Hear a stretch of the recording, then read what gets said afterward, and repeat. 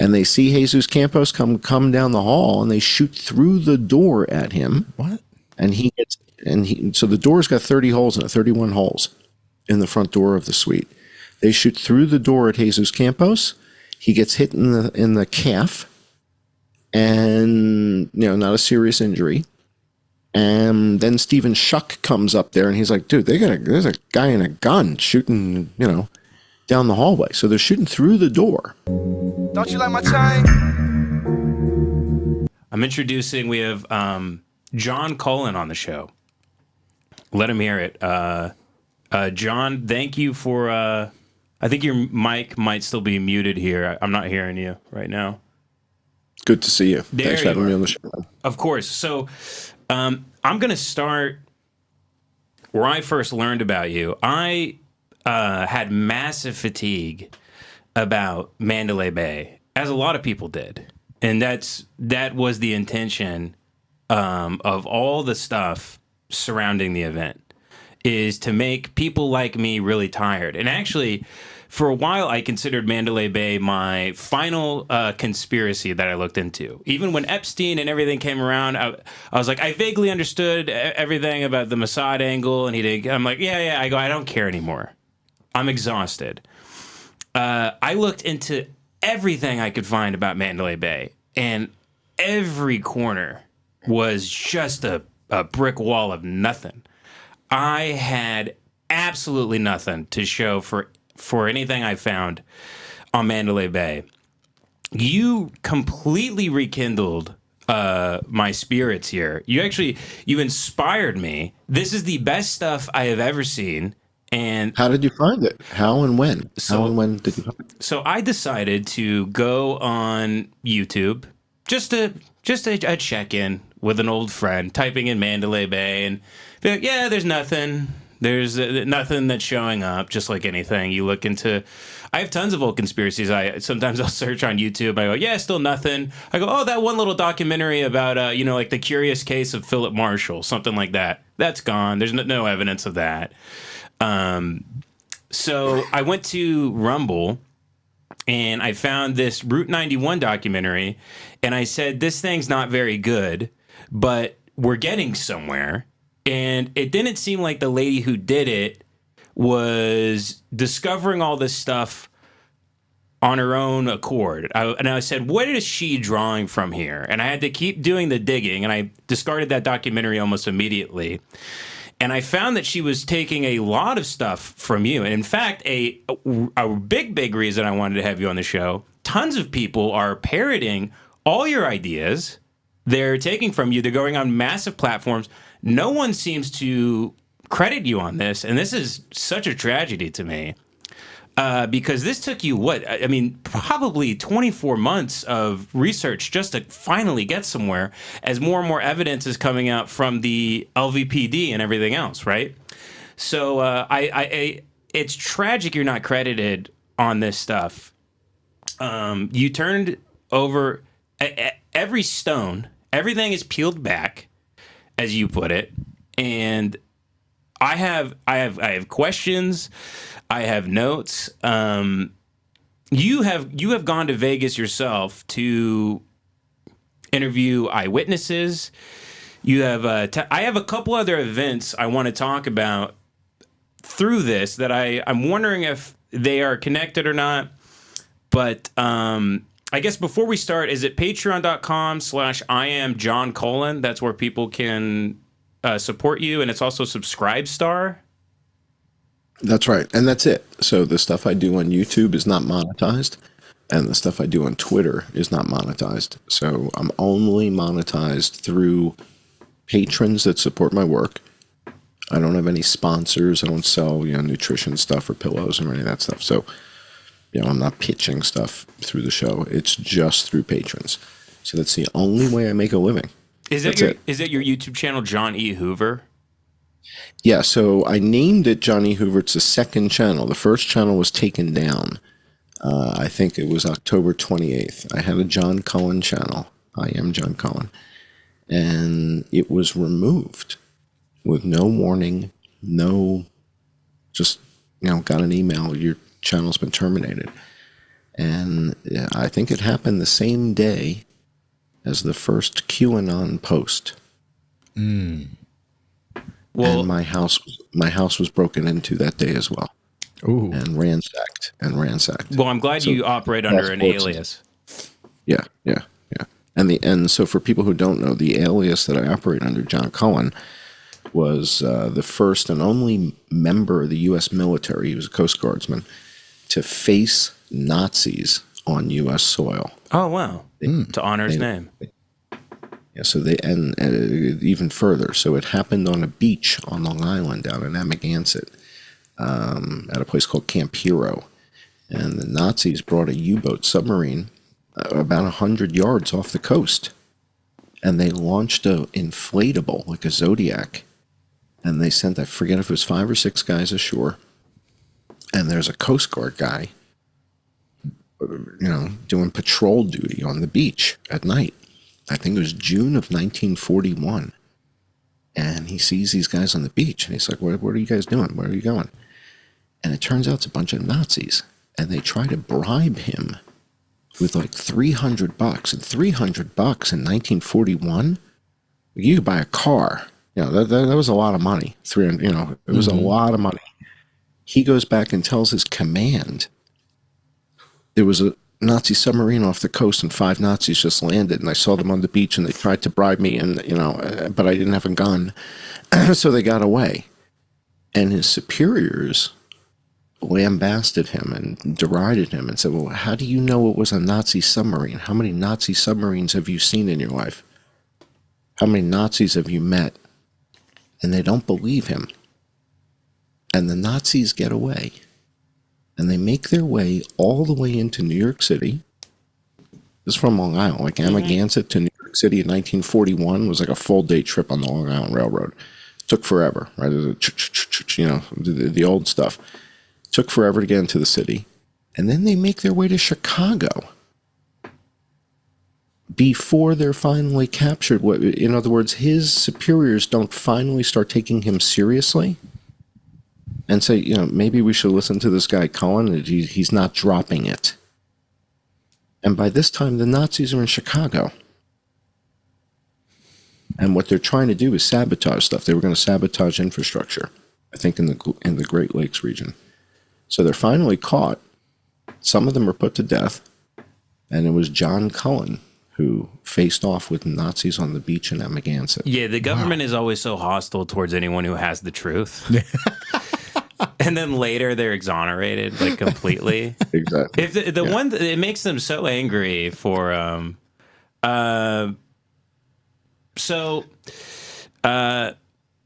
getting right into the Mandalay Bay stuff, I salute you for your courage on these things because we know how whistleblowers are treated. We know how this thing is.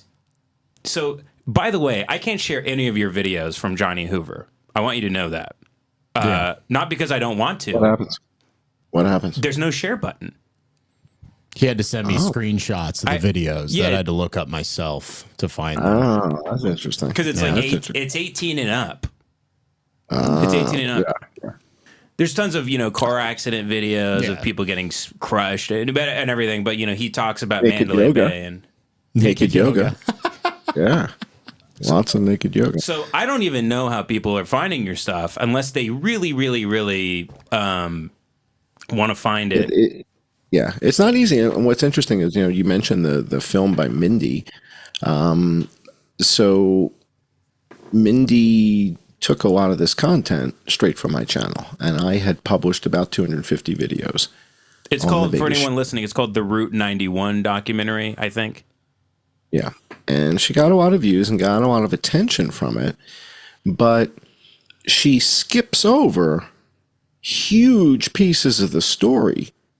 And, you kind of wonder, well, why would you not talk about that part? Like, that's kind of a pivotal part. And I had been doing a podcast every Friday night for the last 5 years with Jason Goodman at Crowdsource the Truth. He's like a legal genius and knows more about lawfare stuff than anybody you've ever met. And he had been the cinematographer on 3D Spider-Man and a bunch of stuff. So he comes from the Hollywood world. And we were doing podcasts, every week. And he kind of starts learning all about these techniques because when he was starting out, got like engaged and introduced to people like Robert David Steele, George Webb, a whole bunch of these characters that are Kevin Shipp, all these former CIA guys, Yeah. It was kind of weird. And so Jason kind of became a student of this stuff. And so we were doing shows about what are their techniques? What do these weasels do? These, he would call them social engineers. I call them spooks, right? I'm from Philadelphia, right? So we just call them spooks. So he would call them social engineers, and I felt like that was aggrandizing what they're doing too much, making it sound erudite, and I didn't want to do that. So the net of it is, though, that there's techniques, and one of these techniques that Jason taught us is this thing called a limited hangout. And I didn't know what that was. I thought a limited hangout was like when you go to Patreon, with your patrons or something. I was like, that's the limited hangout. And he's like, no, that's not the limited hangout. It's like a Richard Nixon thing. And he educates everybody about it. And it's like, this is like a thing. This is like a thing. This is a thing that's defined, this limited hangout. And you can even search Grok or ChatGPT and ask it, is the limited hangout a key component is avoiding key evidence a key component of the limited hangout strategy? And this is what it comes down to. There's a number of people like Mindy that avoid key evidence, yet talk about the Vegas shooting. Why would you do that? If you're going to talk about there's too much time spent. There's so much anecdotal stuff from like people. It doesn't matter. Correct. Right. Yeah. And so a lot of red herrings, a lot of wild goose chase stuff. The guy from Australia, the girlfriend, Mary Lou Danley. In the end, none of that stuff matters really. Doesn't really matter. And so it makes you wonder, well, why are all these other people talking about that stuff? And why are they avoiding the elephant in the room, the gorilla in the room, the rhinoceros in the room? It's like, it's pretty smelly in here, and nobody wants to talk about whether the window's not broken. And Mindy doesn't spend 10 or 15 minutes on that.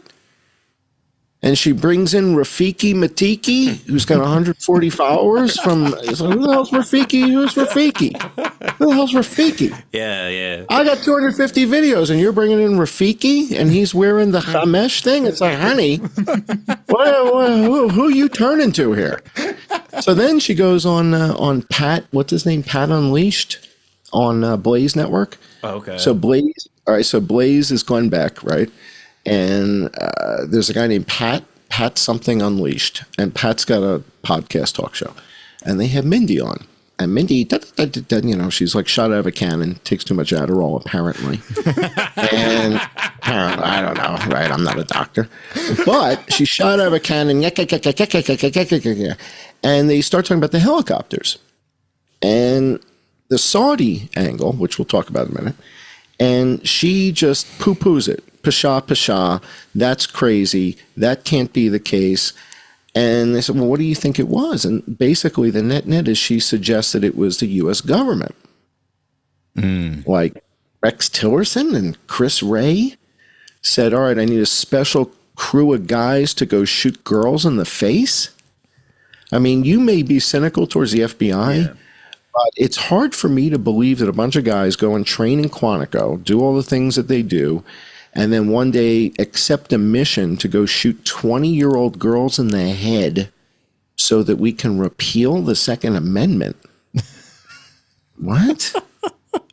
Yeah, makes sense. Makes That's sense. insane. What?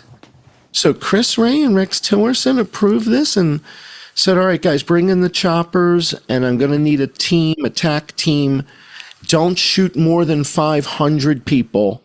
Anything more than that would be excessive. What kind of explanation is this? It makes no sense. And even Pat, who's kind of a moron, is looking at her like, what the hell are you talking about, honey? Like, that doesn't make any sense at all. But wow, what a body, right? So what are we supposed to say? So what this amounts to is there's a bunch of characters out there that work for the US government. They used to work for the GEC. And then I found the story by a guy named William Arkin in Newsweek that there's 60,000 of them working for the Pentagon. 60,000 disinformation specialists. Yeah. Yeah, so anytime you read about like a Bill Cooper or anybody like that, they're getting fed information left and right, and they do interviews and they go, "No, someone came to me and they told me who killed John F. Kennedy. Only I know." And at that point, what can he possibly trust? And I see a lot of this crap on Twitter. You see guys who say, "We have the phone records and we are tracking this," but they never show you anything. Never. Right? Right. So the difference is, like, when I make a crazy claim, like if I go on Twitter and I say there were only 4 people dead in Hong Kong, I show you the Johns Hopkins thing. It says there's only 4 people dead in Hong Kong. It's like, you do not speak carelessly with your stuff at all. Or if I provide the supporting evidence, right? That's the whole idea of my Twitter, is that I post stuff, videos, reports, whatever it is. Rarely am I just saying things, because I need to be able to back up the stuff I say. So if I say there's an outbreak of bird flu, I show you, here's the UN says it, right? It's right here. A lot of these other guys, it's all talk. Now, with some of them, like David Martin, he's really good, and he's CIA. All right, now, if he's not CIA, he's GEC and transferring to DIA. But he's one of the 17 agencies. Now, why do I say that? Because everything I've reported, he's ignored. And he blocks me on Twitter. Why would you block the guy who built the mapping system that Johns Hopkins uses? So this takes us back now to Vegas shooting, because there's a bunch of characters around the Vegas shooting. What's his name? Stu something? Stu has a podcast, is pretty popular. There's a whole bunch of people. And nobody... Alex Jones. Alex Jones has talked about the Vegas shooting quite a bit. Tucker Carlson has talked about the Vegas shooting quite a bit. And they're well aware, like Alex Jones follows me on Twitter. Alex Jones people used my content, and I called them out for it. And so I'm going to sue the shit out of you guys. What are you, out of your minds? You can't just steal my shit and pretend you did it. These people are going on the biggest platforms in the world and stealing your stuff. Yeah. So why is no one crediting you, by the way? Why does no one want to? Because they're spooks. Yeah. Because so the whole idea here is there's so many of them that it's hard to believe. And there's a term that Steve Bannon uses quite frequently, which is flood the zone. They flooded the zone, dude. Yeah. Well, the only legitimate podcasts are the guys who are struggling to survive, like you, me, Jason. It's like anybody who's got 1 million followers it's like horse shit. It's like, get the hell out of here. Yeah. I'm showing you guys maps of COVID and maps of bird flu and helicopters and I got 60,000 followers and you got 1 million? Come on. I know. Come on. All the big shows that recently have turned into basically just state media. They have every big spook on there talking about, how, right. What I mean? All right. And then you're going to start to see the same new media experts showing up on all the shows. It's like Mike Benz Cyber. Who the hell's Mike Cyber Benz? What did he discover? And all of a sudden, he's on Joe Rogan and Tucker Carlson within a 30-day window? Yeah, these shows they're not organic. They pop up out of nowhere. They're wildly successful out of the blue. What did Mike Ben Cyber discover? What did he uncover? Something I missed it. I don't know what it was, but everybody wants to talk to this guy. And he kind of looks like me. It's kind of weird. Shaved head. Goatee. I don't know. It's kind of weird. Yeah, it's strange. Identity duplexing. Alex Jones is starting to look like me now that he lost 40 pounds, 50 pounds. He does a little bit. Right? Yeah. Unfortunately, Alex is doing his worst work of the past year. Yeah. I don't know what's going on there. So again, Alex had Laura Loomer on, right? And I know Laura. Laura and I have talked privately. She's been on the show as a guest. And they talked about the 3 women that were checked in to the room with Stephen Paddock. And this is a great thing to talk about with you guys. Yes. So, all right. So Alex Jones, in fact, I can play the clip for you. You guys want to see it? Yeah, sure. Can I share it? I don't know. If you do I have to give you power? I don't do these Zoom things. It might be in your security settings, but we'll try it. So let's see if it works here. I'll go to share. Yeah, I can share. Okay, perfect. Cool. Sharing is not turned on. You can request multiple presenter sharing for this meeting. Send request. Okay, I'm allowed. Request is sent. There we go. There you go. All right. Awesome. All right, so I'm going to show you guys. This is a clip. This ran on Alex Jones, InfoWars, June 1st of 2018, a little less than a year after the shooting. So the shooting was October 1st, 2017. Yep. So it's about 9 months later.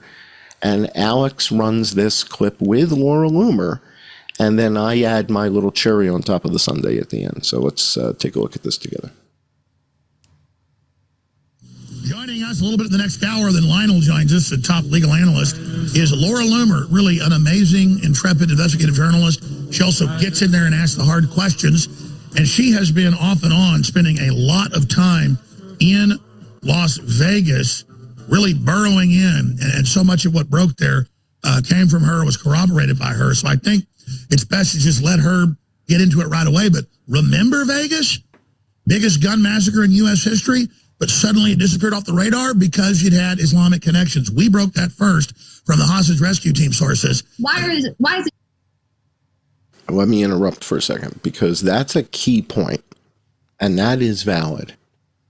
So Alex just said we broke the fact that this had, he says Islamic ties. I prefer to say ties to Al-Qaeda. Yes. But the net of it is he was doing a show with Shepard Ambellis the weekend of Halloween. So I forget if it was October 30th or 29th, 30th, 31st, but it was that Halloween weekend, October 30th of 2017. So just 4 weeks after the shooting.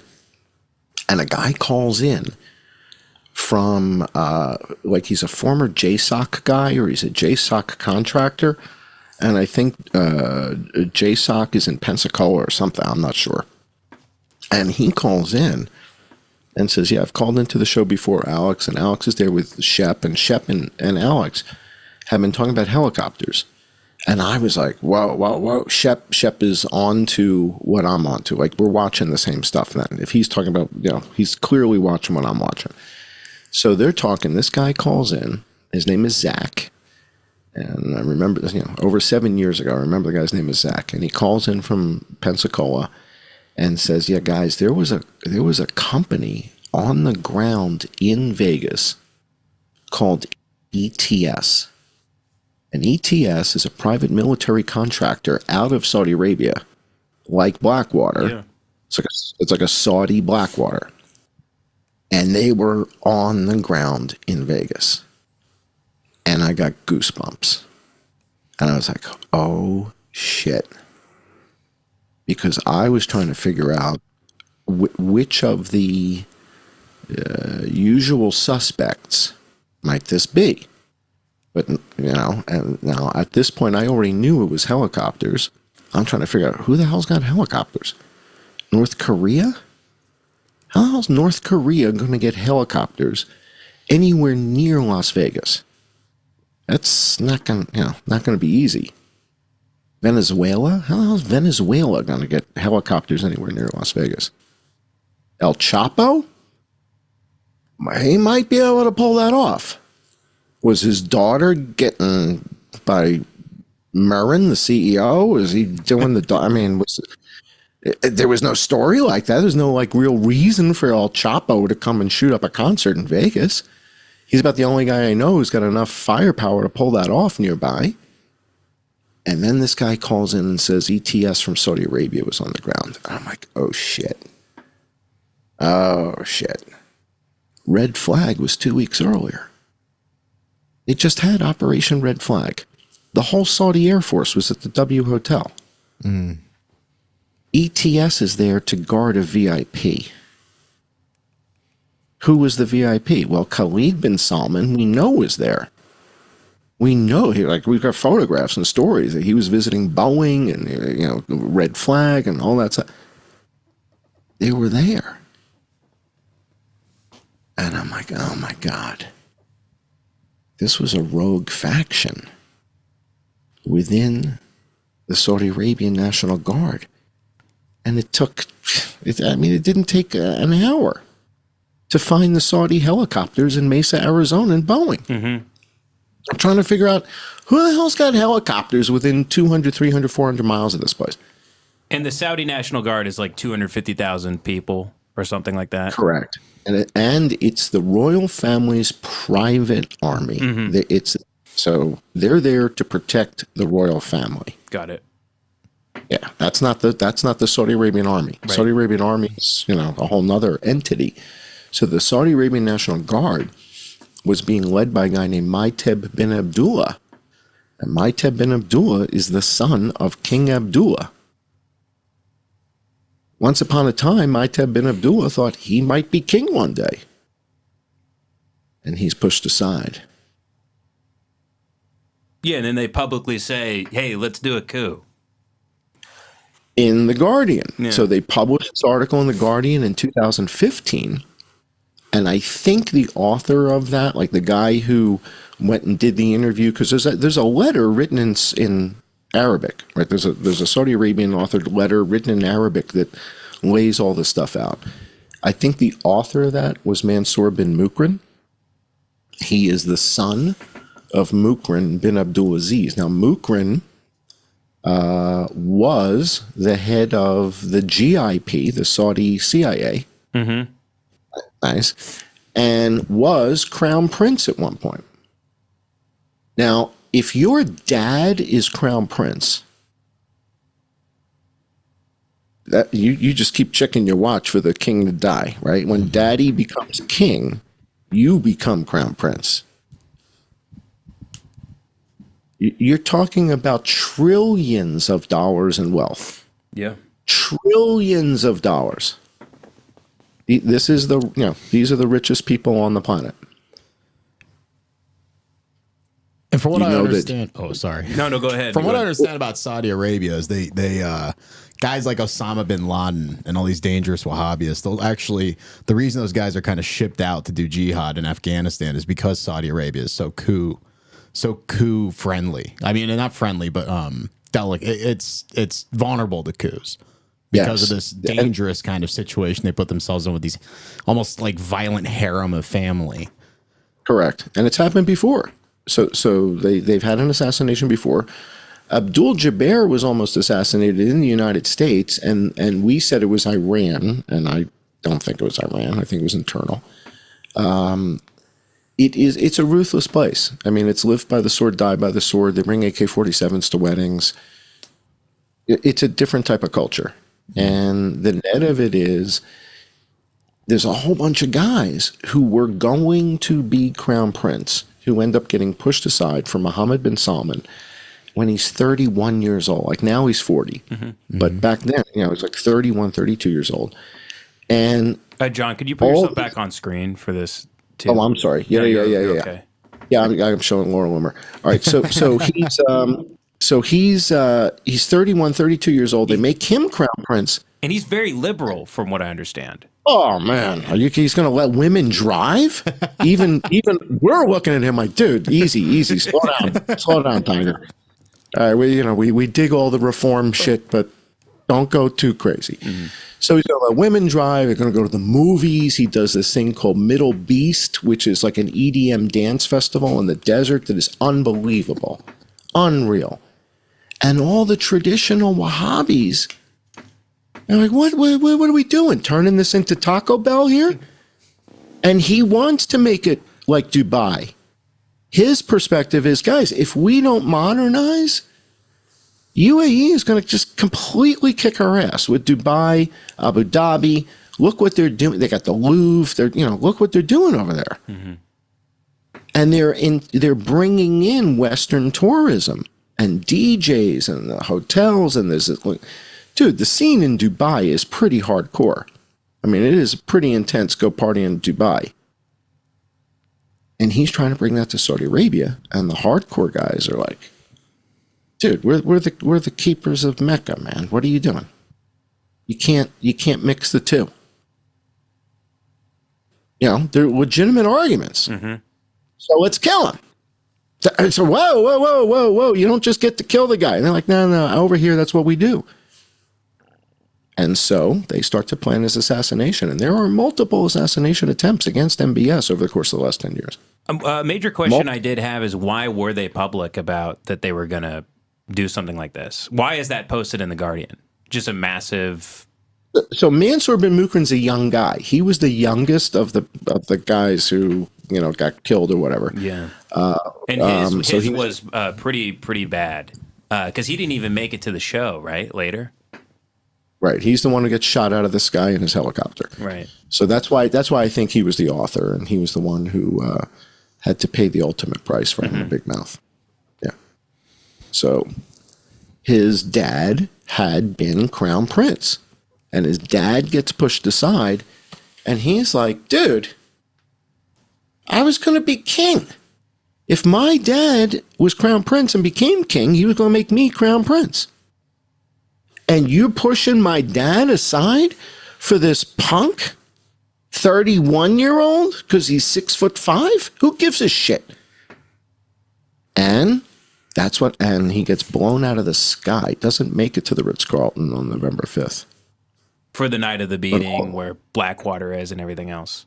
He doesn't even make it. So some guy just fires a rocket and just blows him up. Surface to air. Wow. Done. And his whole entourage. They don't give a shit. Took 8 people in the helicopter. They don't care. Took them all out. Didn't even care about making him transfer his wealth first before they killed him. They go, keep your money. Somebody else will deal with it. We need to send a message. And a year later, they sent another message with the killing of Jamal Khashoggi. Right. To the Jamal Khashoggi. I couldn't believe that no one has connected. It was to the day, hour, everything in Turkey. Well, not the killing. So his first appointment was at 8 in the morning. Okay. He comes in at 8 in the morning and they send him away. And then he comes back at 1 o'clock. So it's like you come in at 8 and they give you an appointment slip. And then you come back. I guess they weren't ready. They were still, putting the slicer machine, the deli slicer, they weren't finished putting it together. So he comes in at 8 in the morning, and 8 in the morning was his original appointment. And this is for Khashoggi, anybody that's tuning in. This is a year after the shootings. This is all connected. So it's 8 a.m., October 2nd in Turkey. And I forget if it was Ankara or Istanbul. I forget. But he's in Turkey. It's 8 o'clock in the morning, October 2nd. And at 8 o'clock in the morning, October 2nd, it's 10 p.m. in Las Vegas, October 1st. So his appointment was granted for the time the shooting began. Yep. 1 year to the minute. They bring him back in. He never leaves the building. Now, if I'm MBS, I film that. Yeah. I film his dismemberment. And then I show it at the next family gathering. Put it up on all the screens for all the cousins to see. Lock the doors, put on the projector. Here's what happens. This is your brother Jamal. Here's what happens when you've got big ideas and you want to promote Arab Spring in Saudi Arabia. Yeah, there's not going to be an Arab Spring in Saudi Arabia. Yeah. Yeah, democracy is a shit show. And if you don't believe me, let's go to America and I'll show you how democracy works. Yeah. All right, let's go visit Baltimore. All right, and we'll take a look at democracy. Okay? Like, there's not going to be an Arab Spring in Saudi Arabia.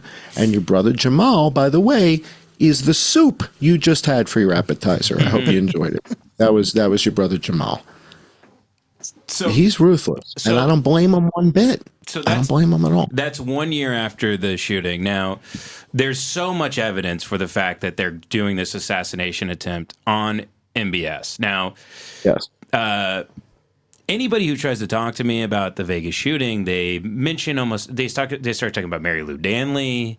They start talking about Paddock being an arms dealer. They're completely off the mark. So now that we've set this foundation here for the fact that they are trying to, what you said, they're trying to create bedlam.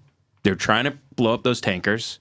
They're trying to. So now people go, well, if they're trying to draw MBS out of the Four Seasons, which is at the top of Mandalay Bay, through this crazy event, so where's the shooting coming from? Because people go, well, the shooting's coming from I saw the window get smashed out. And I even have memories in my head that have been implanted of seeing videos of firing coming from of Paddock's room. The bump stocks, the everything. Supposedly he's a weapons dealer. He can't get his hand on fully automatic weapons. He needs a bump stock. Oh, he can't get his hand on a drill. So none of it makes any sense. So how do the Saudis get there that night? And this is what you have. Yeah. well, you gotta have to back into it, and the way you back into it comes from the fact that the window isn't broken in his room, right? And when it's broken in 32, 134, right? Right. So there's two rooms next to each other, and the big suite room is where we find all these guns, right? Most of the guns are in there. There's a couple guns in the other room. So 32, 134, there are legitimately shots taken from that room, and the window is legitimately broken, and we see the shots fired. We see them, we hear them, got them on video. But there's only 8 shots taken. A 308, right? Lever action. Okay. Bolt action. Okay. It's like a Savage. Yeah, it's like a Savage or something. So it's the thing is, there's only 8 shots taken, and of the 8 shots taken, we see a good number of them. Like I think we see 4, 5, 6 of those 8 shots. I was like, well, if there's only 8 shots and we see 4, 5, 6 of them, shouldn't we see 1 or 2 of the 1,000+ shots taken from the other window? And we see nothing. And I've isolated it, and, there's nothing coming from the window. Well, then we get the body cam footage from Bitsko. Right? There's only one guy in the room whose body cam is on. We get his body cam footage. The window's not broken. And this guy Brett Brosnahan's an officer. He goes to the window, check the window, pulls the curtain back, and he goes, no, it's not. Corey, it's not. It's not broken. And these guys are realizing as they're standing there, nobody says anything, but they're all realizing this guy didn't shoot anybody if the window's not broken. And they're standing there like, we just got punked. Because it's Levi Hancock who plants the charges, right, and walks in. Levi Hancock blows the door and then fires his weapon. Mm-hmm. We hear fires his weapon. Someone says, good shot. Good shot. Good shot. Hands, good shot. Hands, good shot. Okay. They go in. Bitsko's got the camera on, and they're talking. This I can play this clip for you. This is okay. Big. This is maybe the most important aspect of sort of the investigation, because this is evidence from SWAT. This is LVMPD evidence. I mean, this is about as official as it gets. And you're listening to their communications. Corey Mickelson is the lieutenant who is inside the suite. Right? He's wearing a boonie hat, like a sniper's boonie hat. His name is Corey Mickelson. He's the lieutenant. He's talking to a SWAT guy who's outside by the Luxor. So they're like in the parking lot of the Luxor, looking up at the Mandalay. Okay? And he's talking to that SWAT guy. And this is that conversation. It's right here. We are facing north. Just confirming that is you guys that's in the broken window that faces the Luxor. We are facing the Luxor. We do not have a broken window. Okay, copy. It looks like you might have another room that has a broken window that also faces the Luxor off that north end. What? Whoa, what? Go back a second. The first thing he said is, we're in here, we're facing north, facing the Luxor. It's right here. We are facing north. Just confirming that is you guys that's in the broken window that faces the Luxor. That is you guys. What's he talking about? You guys in the broken window? Corey says, no, I'm facing Luxor. There's no broken window. The guy outside is looking at a broken window, and there's people milling around. That's you guys, right? I see people like, that's you guys, right? It's like, nah. No, the window's not broken. Like, well, dude, I think you got another room with a broken window, bro. That faces the Luxor. You're facing the Luxor. We do not have a broken window. Okay, copy. It looks like you might have another room that has a broken window that also faces the Luxor off that north end. There's a little bit of movement, unknown if it's going to be the curtains or not. I'm going to be working to get a better eye on it. Check right here. We are facing north. We are facing north. Just confirming that is you guys. That's in the broken window that faces the Luxor. You're facing the Luxor. We do not have a broken window. Okay, copy. It looks like you might have another room that has a broken window that also faces. Now, where's this other room? Where's the other room? Do we see anything that might indicate where this other room is? Yes, we do. Right? But we see it at 9:47 p.m. Right? So let's finish. Let me finish this up. The Luxor off that north end. There's a little bit of movement, unknown if it's going to be the curtains or not. I'm going to be working to get a better eye on it. Okay, stand by. We've got curtains open on a window that's not broken. We're looking for broken. Okay. All right, so Brett Brosnahan goes to the window, pulls the curtain back. Now, if the window's broken, shouldn't there be like a bunch of broken glass on the floor, which we see in the FIT report? There's a bunch of glass on the floor.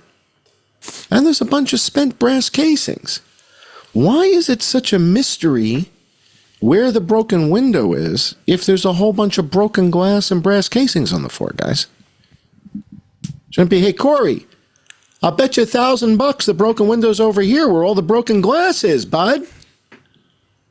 Did you go to detective school, Corey? Right? If we've got a bunch of broken glass on the floor by the window, right? How hard should it be to find the broken window if there's a whole bunch of broken glass and spent shell casings on the floor by the window? How many detectives does it take to find the broken window if this is actually what it looked like when they were in there? Yeah. So this is all forged evidence.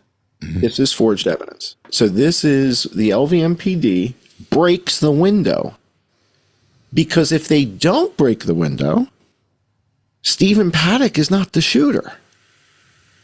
And they've got to tell Joe Lombardo, yeah, Joe, we're up here on the 32nd floor. Yeah, this is a dry hole, bro. We got a lot of guns. We got a lot of ammo. We got a dead guy. But he didn't do it. And Lombardo's going, well, where's your shooter? And all these guys are standing around with their dicks in their hand going, oh, we don't have an idea. We have no idea, bro. No idea. Because they shot a dead guy when they walked in who was propped up in a chair. I think that's what Levi Hancock did. That's what I would have done. All right. So if I'm one of the bad guys and I'm busting into this suite and I'm going to leave a little surprise for the cops just as a fun little parting gift, I take the dead body of Stephen Paddock and I prop it up in a chair. I get some duct tape and I prop an AR-15 under his arm. And I point him at the front door. And he's now sitting there, dead as a doornail with a gun, like this. And Levi Hancock, oh, dude, come on, you should see what's 5 feet away from me. Levi Hancock comes in, and he's got a guy sitting there with an AR-15 tucked under his arm, pointing at him. Levi says, hands, and it's up. And Levi just shoots a dead guy. Right through the mouth, right? I think Levi shot him in the mouth, and I think the bad guy shot him in the chest, yeah. So Stephen Paddock is 64 years old and he's got a minivan and 24 rifles and a bunch of tannerite. I'm like, that sounds like me. He's going out into the desert to go shooting. He's taking 3 or 4 guys. We know he's got 3 women staying with him. Well, let me finish that video for you guys. So we know he's got 3 women. Katie, Joanne, and Laura are staying with him. But Laura Loomer doesn't know their names, and Alex Jones doesn't know their names. I know their names. Here we go. Let me play this for you. Right? The 3 women were inside the room, and they redacted their names from the document. And for some reason, not only did they lie about Paddock being alone in the room, but they are hiding who these women are. And I think that we're going to really learn a lot more about what happened in Vegas once we learn the identities of these 3 women.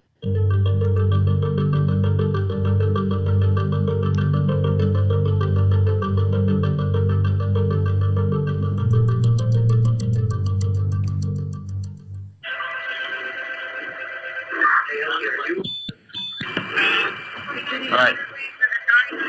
Okay, so room 135 on the 32nd floor, registered guest, last name is Paddock.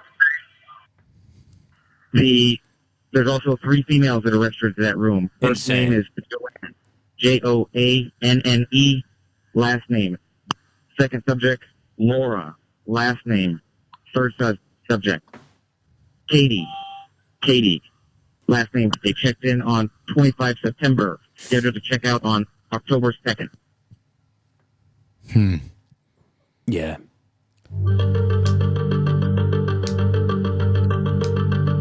So I break the story, and Alex Jones doesn't want to hear about that. That's weird. All right, so you seem to show an interest in it. I find out their names. I don't want to talk about that. But Greg Reese will use all my stuff when he puts a special together. So he'll do that. All right, so now we know there's 3 women staying with him. Well, and you also pointed out how strange it is that why would a guy check his prostitutes in to the hotel? You don't do that. Prostitutes don't do that. They're not going to show their ID at the desk. Prostitutes aren't showing their ID and checking in. No. They give a wink and a nod to the guy by the elevators. That's it. You know, maybe he gets a 20 on the way down, but that's, you know, they don't check in, let alone 3 of them. They're spending the night. They checked in on the 25th. Yeah.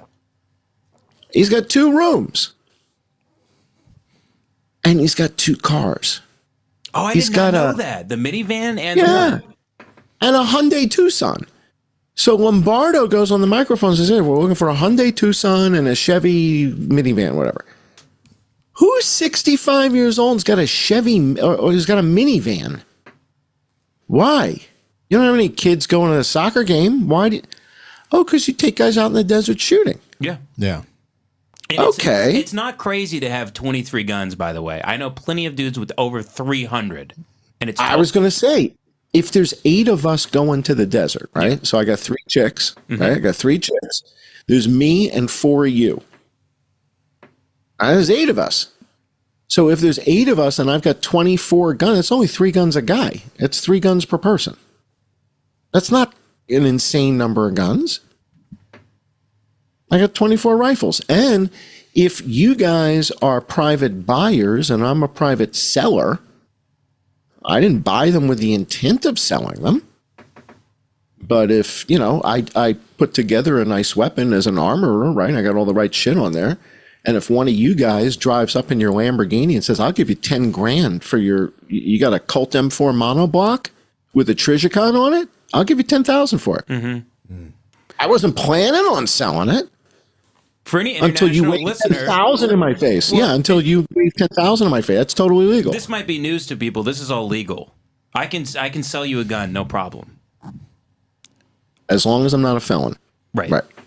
Right. So as long as the buyer's not a felon, you can do private transactions as long as you didn't buy the gun with the intent of selling it. Right. So, for example, I've got, what would I sell right now? So I've got a gun. I've got a Chris Vector. I don't really use it that much. It's pretty cool. I don't really use it that much. Do I need it? No. Will I ever rely on it? Never. right? So I didn't buy it with the intent of selling it. But if somebody offered me $1,000 for it, I'd take it. I don't really shoot it. So that type of sale is totally legal, totally okay, right? Now, going to the gun store and, buying 2 guns a day and selling them, that's not okay. Like they don't, that's not okay. Now, maybe we'll change the rules and make it so, you want to be a gun dealer, you fill out a form and you're a gun dealer. Congratulations. You sell as many as you want. We have a new administration. Who knows? The National Firearms Act from, 1934?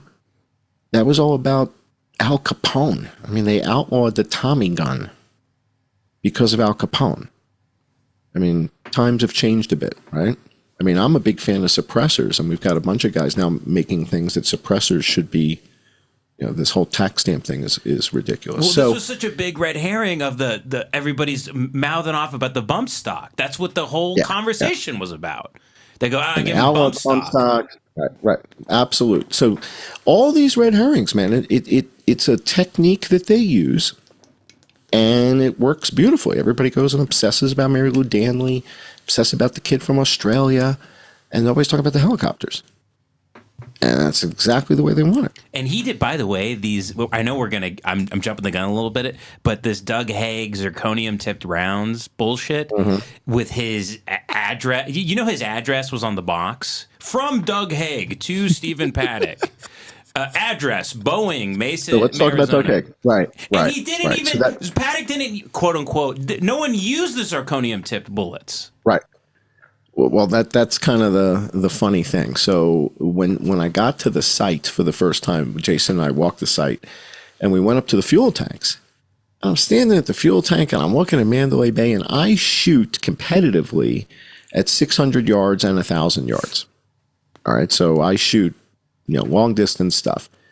And so I'm used to these kinds of distances, and I'm looking at the fuel tank, and I'm looking at Mandalay Bay, and I think it's a 700-yard shot. And there's not enough kinetic energy left. Yeah, how did they expect that to detonate? Well, it'll detonate, but to puncture when we shoot. So when we shoot at 200, 300 yards, we shoot steel plate. Mm-hmm. So why would you think you're going to penetrate steel plate? Like how? Why would you be able to penetrate that which we shoot as a target? We shoot these AR-500 targets. I don't know if it's Corton steel or whatever it is, but it's steel. And you shoot the targets and go bing. You guys watch Hickok 45. Sure. He's shooting steel targets. Why would you think you can penetrate something that's that thick and steel from 700 yards away? So when I get there on site, I realize, no, that shot wasn't taken from 700 yards. That was somebody with a 50 cal from the parking lot here with an incendiary. Oh. But they have to be able to put an incendiary round in the room. Otherwise, where do the incendiary marks come from on the tank? That would introduce a second shooter. But it doesn't add up because I read the court cases. The defendants say that Paddock didn't even use the zirconium tip rounds. So if they didn't use them, Doug Haig was I don't know if Doug Haig knows or not. Like, I don't know if they told him, listen, I got to go through this with you and, we'll take care. I don't know if he knows or not. Doug Haig has nothing to do with this. Yeah, he's getting like no time, by the way, And he works at Boeing where they made the helicopters. And so the whole reason for Doug Haig is to give the FBI a reason to be seen at the Boeing helicopter factory in Mesa, Arizona, as they're doing their investigation. Otherwise, why are there 10 FBI cars out in the parking lot at Boeing helicopter for a week? Yeah. Yeah, it's not because this is the helicopters that flew over the concert. And why are they interviewing everybody? Why are the FBI guys in the conference room interviewing all the guys from out on the tarmac? Well, this is what we do at these air bases. We've been training Saudis forever. We got Muhammad Atta. We trained him in Alabama. We had what was the thing? The Phoenix memo. They were training the guys at the airport, like across the street from the FBI office in Phoenix and in San Diego. Mm-hmm. We're DEI, baby. Yeah. terrorists are people too, right? We got to treat them with respect. Sure. So everybody deserves to fly, right? Everybody deserves to be able to fly, including Rebecca Lobach. You guys know that story, right? You've been looking into the DC crash. Is that who you're referencing? Yeah. I've been following you on Twitter Hawk, about that. Yeah. Yeah. So the Black Hawk that crashed into the commercial plane. It seems that story is long forgotten already. 60-something people died. And you told me they're not even looking for the pilot's body anymore. They gave up. Right. Yes. And that's the untold story here, is that Rebecca Lobach only had 450 hours in the last 5 years. What? She's flying at night. Yeah, she's flying at night. And she had a pilot instructor with her who was checking her for her night qualifications. And he was Chief Warrant Officer Andrew Eves. His body has not been recovered at all, and his status is still listed as Dust One, which is whereabouts unknown. Okay. Yeah, that seems insane. The other guy who was on the helicopter, his name is Ryan Austin O'Hara, and his status is deceased pending validation or verification. So his remains have not yet been identified? Confirmed. Yeah. I mean, how many days are we going on now? Like 25? It was January. Yeah, it's 3 weeks. So Rebecca Lobach is the only one who is listed as deceased. And her chief warrant officer, pilot instructor, the one who was watching over her and evaluating her, none of his remains have been recovered. Nothing. That's why he's listed as Dust One. Have you found anything on? Are you just collecting evidence right now? You have no. Yeah. I have no idea what that. Why? No clue. They had a funeral for him, but that's common. So even when guys are blown up and destroyed, and there's no anything. They don't like send you a finger to put in the casket, right? They don't do that. Sure. Right? So yeah. So you don't like putting remains in the casket. So you have a funeral and the casket is empty, or they put a flag or something. I don't know what the protocol was, but yeah, they don't send you remains in a Ziploc bag to. Sure. Yeah. They don't do that. So when they're going to update the status, but I keep checking the Pentagon, and the status is not updated on either of these two guys. So that's kind of tragic. Yeah. So the reason this Las Vegas shooting is so important is because it establishes the degree that the government will lie to the public. Sure. And we have all this evidence. So the government may have lied to the public about September 11th and JFK, but we didn't have this mountain of photographic evidence like we do for the Vegas shooting. And that's what makes it kind of game-changing, in fact. Transponders, access to 911 calls. Exactly. Which we didn't have this for September 11th. September 11th, the dominant cell phone was the Nokia 3310 candy bar phone. That was the dominant cell phone at the time. So, not really a camera phone. Anybody who did have any camera, it was So we didn't get that. You get to the Vegas shooting, everybody's got their camera. Everybody's filming. To the point that we're able to triangulate audio. I was able to do shot spotter type stuff, using audio delay from different places where people were standing. It's like unheard of to be able to do that. The Las Vegas shooting represented kind of a watermark in criminology, in that this was really the first time you had a major event that got crowdsourced, where everything came together from just thousands of people working together in this loosely coupled manner. I have a friend that started recording police scanners that night. He started downloading videos, knowing stuff would get wiped. The whole thing. And by the way, I have visited Mandalay Bay. There's no memorial. There's no flowers. They changed the levels on the hotel. You can't you don't even know what room it was in. There is no 32nd floor, right? Yeah. There is no 32nd floor. The floors, they skipped the 30s or something, and that wing is completely sealed off. So not only did they, take the room out of service, They took that entire wing of that floor out of service.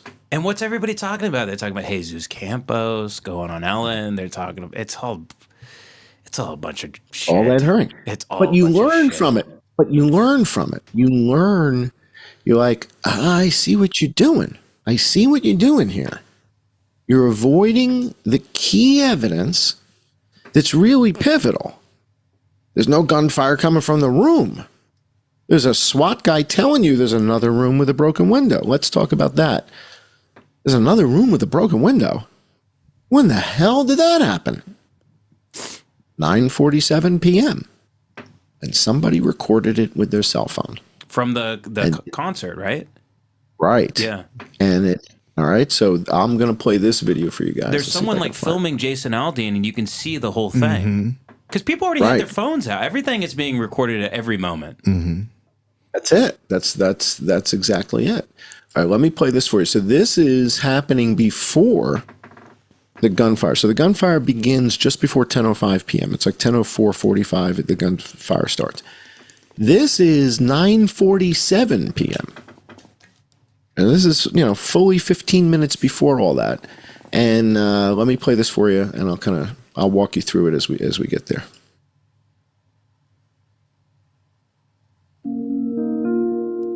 These receipts he has, it's incredible. Watch this, okay. It's up there.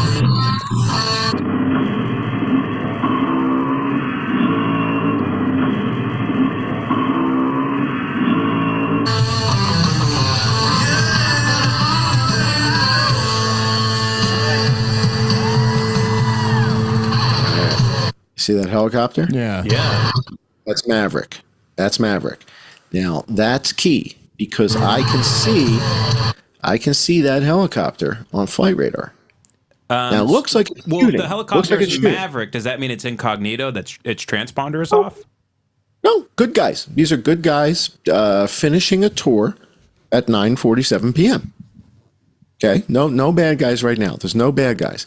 So what happened is something happened in the window, right? Bang. Right? You guys see that? Yeah. Right? This orange stuff here. Yeah. But then Maverick, here he comes. Comes Maverick. Right there he here. is. All right. So Maverick comes in. Now, a couple things that we learn from Maverick. One, we learn that the anti-collision strobe looks like gunfire, but it's not. It's an anti-collision strobe, but it looks like gunfire. Yeah. And there's a guy named Mike Tokes who put out a video of a helicopter, and it's a police helicopter with an anti-collision strobe. But this helps us understand what do anti-collision strobes look like when they're working properly. This is just Maverick coming back from a tour at 9:47. The reason it's important is it allows us to know what time this is. Because I see the Maverick helicopter in flight radar. Got it. Flight radar tells me exactly what time this is. It says it's 9:47 p.m. Here's your Maverick flying by Mandalay. And here it is. It's like, whoa, look at that. It's like it's in flight radar and it's there in real life. Look at that. So there it is. It's 9:47 p.m. when we see that window. Like, what that? Did somebody fire a shotgun at the window? Like, what was that? Well, that's pretty interesting, right? It's like, whoa. 9:47 p.m. People start commenting. And they said, dude, that doesn't look like Paddock's room. That looks like it's higher. So I overlay the daytime photo of Mandalay Bay with that footage from nighttime. And I align it and I tilt it and I skew it. And I figure out, all right, so where is this happening? Like, is that Paddock's room? So I overlay the daytime image with the nighttime image and I line up the ridges. And that's the 38th floor. Is that the Four Seasons or no? Yes, that's the Four Seasons. It is. So you can't even see that floor. So here we go. Damn.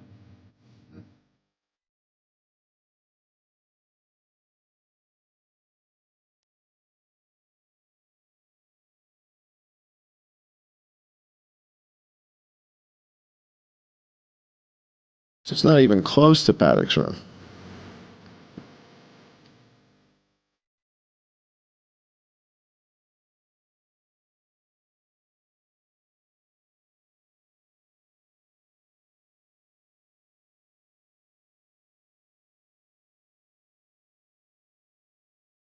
There you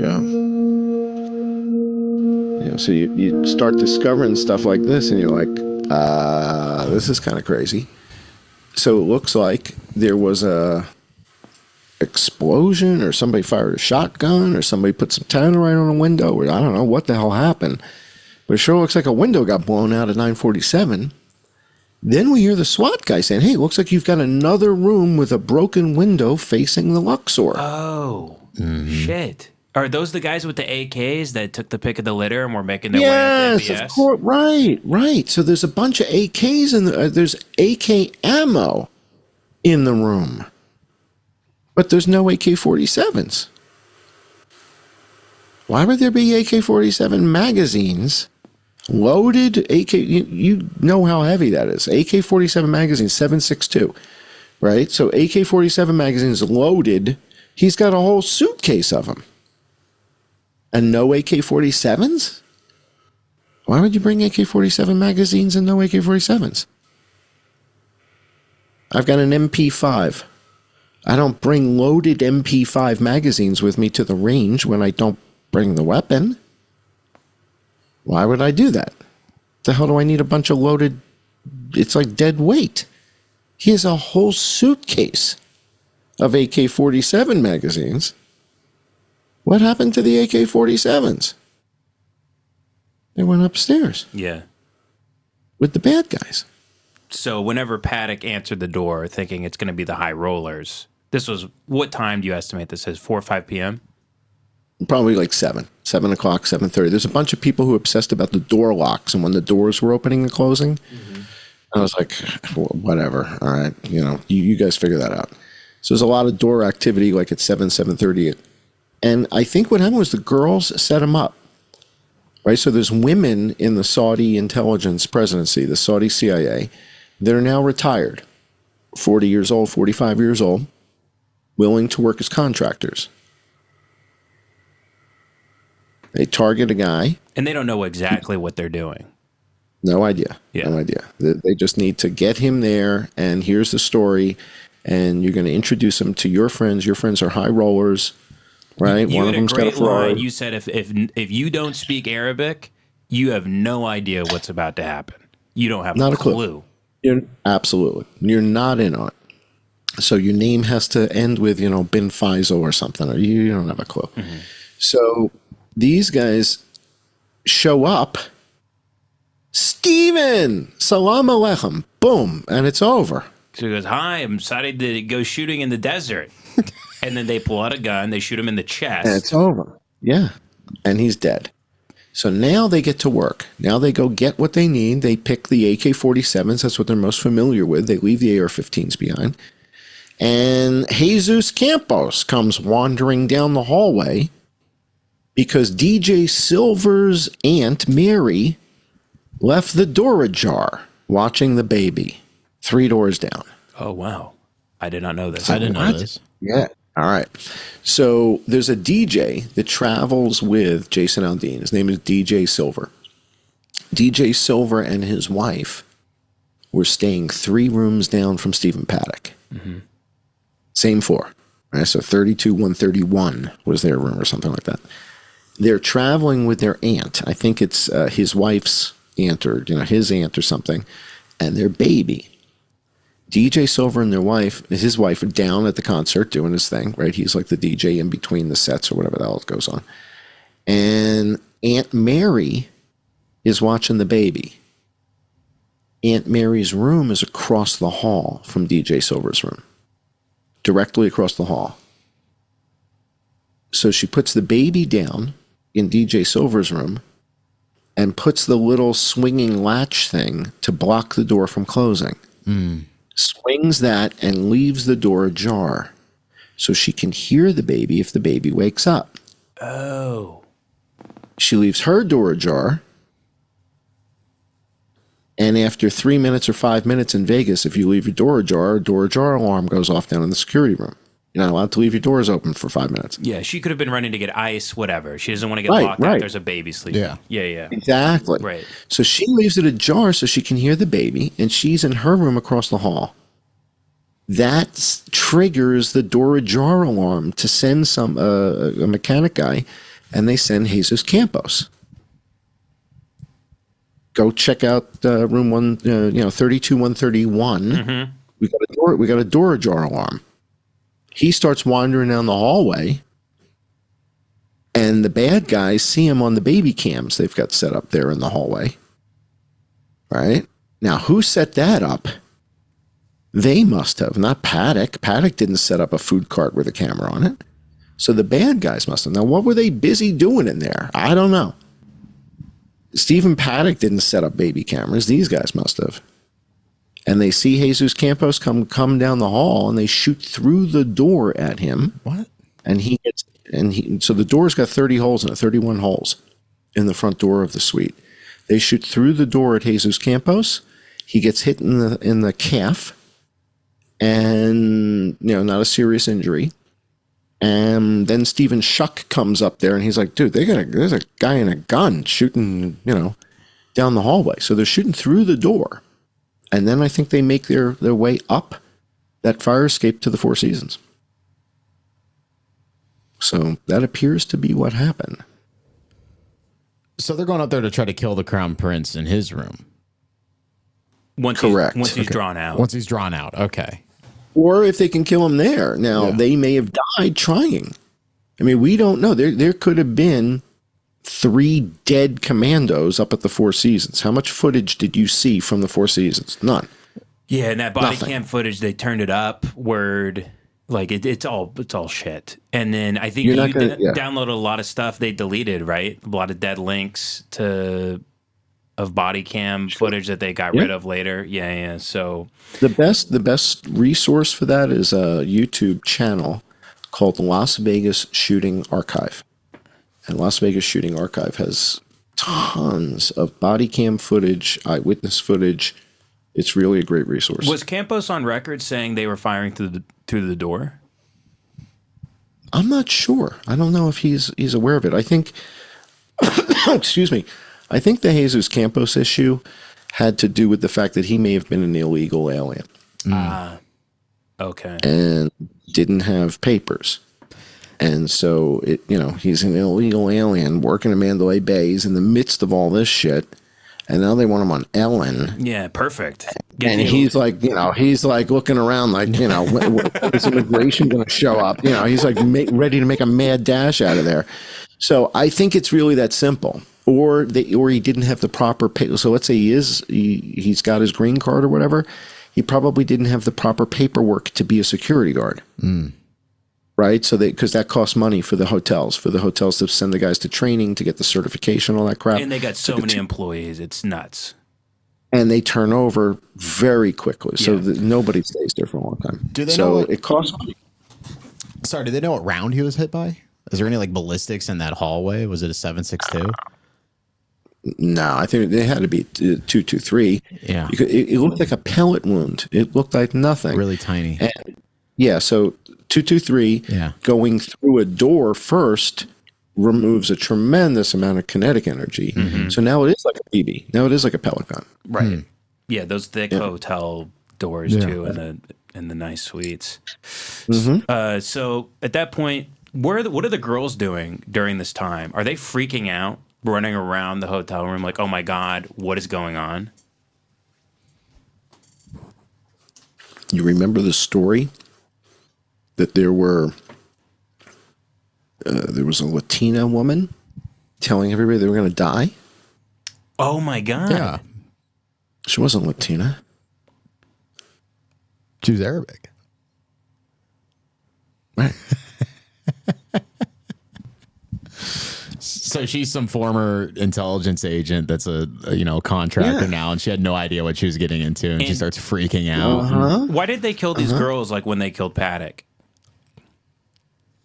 The girls got paid. The girls set it up. They tell him, get out of here. You three get out of here. I don't know. I mean, they might. This is Karima Adabibi. She's a Middle Eastern model, right? So if you saw her at the concert and she's running around telling everybody, hey, you're all going to die, I say, wow, where'd the Brazilian chick come from? Right? But she's not from Brazil.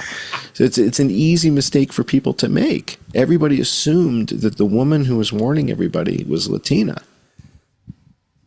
No, she wasn't. She was from the suite. And she's like, you're all going to die.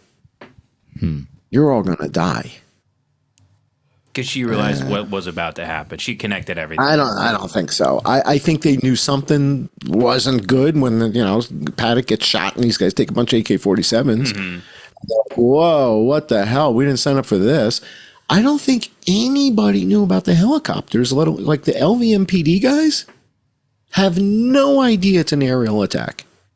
And this is why it gets real interesting on Wednesday. On Wednesday, Joe Lombardo goes to the press conference. With Aaron Rouse, right? Yeah, Rouse is with him the whole time. From 1:30 in the morning, the night of, Rouse is with him. But it was the Wednesday conference when Lombardo's almost in tears. He is shaken up. And it's like, what is going on here? Why is he so uncomfortable? And let me play this clip for you. This is my assessment, but I want you guys to see this because this was a big deal. This was the Wednesday after the shooting, and I'll tell you why I think he's so shaken up. But listen to his voice. Listen to how his voice is quavering. That was a terrible response. So, thank you for being courteous with the mics this time. Well, good evening. Obviously, I'm Sheriff Joe Lombardo with Clark County. Jeez, he's about to faint. This has been one of many press conferences we have provided in order to provide the public information that is occurring. And then, so the sequence of these events tonight, I will provide you some. Can we get some help back there? Oh my God. I will provide you a sequence of some updates of the investigation as we have moved forward since the last time we spoke to you. Any specifics or continuance of any global investigative leads that you need. Global investigative leads? What's a global investigative lead? What is that? Where are we going? We're going to Greenland? Where are we going? What's global? Yeah. Iceland? Where are we going? Australia? What's the global aspect? Joe? The global aspect? And right behind him is the former head of FBI counterintelligence, right? That's Aaron? Aaron Rouse. No, that's not Aaron. Aaron Rouse will provide here he comes. That information associated with that. Okay? And then subsequently, I will return to the podium, assist with some Q&A, and then Commissioner Sisolak is available if you have any questions of the commissioner. And then obviously we have Senator Dean Heller. That's the guy back there. That's Dean Heller. Also. God, he's got Bud Dwyer energy. So, it's crazy. President Trump. I think he was in town today. Yes, he was in town. And the reason why I bring up President Trump is nothing to do, in fact, with President Trump, but to do with the police department. There was some concern because of his visit that investigations associated with this case would be delayed or hindered. And I'm here to assure you none of that occurred. There was a... So I don't know if you guys can tell, but he seems pretty shaken up. I think what happened was earlier that day, Aaron Rouse brought Joe Lombardo into a conference room and said, Joe, you guys broke the window in 32-135 and you planted all those brass shell casings there. And Lombardo denies it. And Aaron Rouse says, well, let me tell you how I know you did that. It's because Stephen Paddock didn't shoot anybody. The guys who did, their names are, Ibrahim bin Muhammad, right, and Mufasa bin Abraham, and we've got them. And Lombardo's like, what are you talking about? The LVMPD doesn't know it's a helicopter attack. But Aaron Rouse does. Aaron Rouse gets the call from State Department. MBS is safe. We've got him out of here, but not pretty. Don't let any cameras up to the Four Seasons. Joe Lombardo lied to the FBI. And the FBI called him out on it. Aaron Rouse explains to Lombardo lying to the FBI is a felony. And you're not going to do well in prison. So you're now my boy. And when I tell you to jump, you're going to say how high. Yep. And if you behave yourself, you might end up as governor one day. Jesus. So, and this is all, and they also know because MBS calls them and calls the Trump administration and goes, State Department. Do not deal with anything. It's State Department. It's State Department. So the State Department has visiting dignitary guarding service. So when MBS comes to America, it's not the FBI. It's the State Department that guards these guys. So the State Department is with him, and they're the ones who call the White House and call Quantico and say, hey, we just been attacked. The package is okay, but, so they have got to call in this update. Aaron Rouse is on site. Aaron Rouse is on site not because it's a mass shooting. Aaron Rouse is on site because it was a VIP. They know exactly what's happened, but Lombardo doesn't. Lombardo doesn't know it was a helicopter attack. And the LVMPD breaks the window to 32-135 themselves. And we capture that on camera. Get the F out of here. Mm-hmm. We've got that on camera?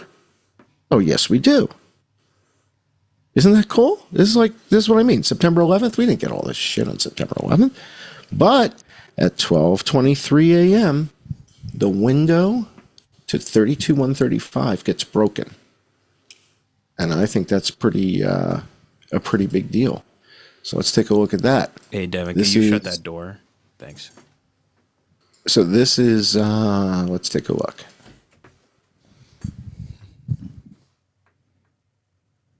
They're inside. They're on lockdown from SWAT team right now. They're inside. They're on lockdown from. See it? Yeah, Mm-hmm. see it. It's the exact same. All right, so this they're is on lockdown. That's room 32-135 at 12:23 a.m. 12:23 a.m. What the hell's going on? What are you guys doing? Does that timeline add up with when they were in the room? Well, they break into the room at 11:20, so this is an hour later. Okay. So an hour later, they're like, okay, what are we going to do? All right, well, if we break the window, then we can say this guy did it. Like, well, what about the window up at the Four Seasons? If anybody, all right, well, we'll fix that window. Well, what if we have eyewitnesses that say they saw two windows broken at night, right? The eyewitness, if an eyewitness comes forward and says, no, there was a window broken here and a window broken there.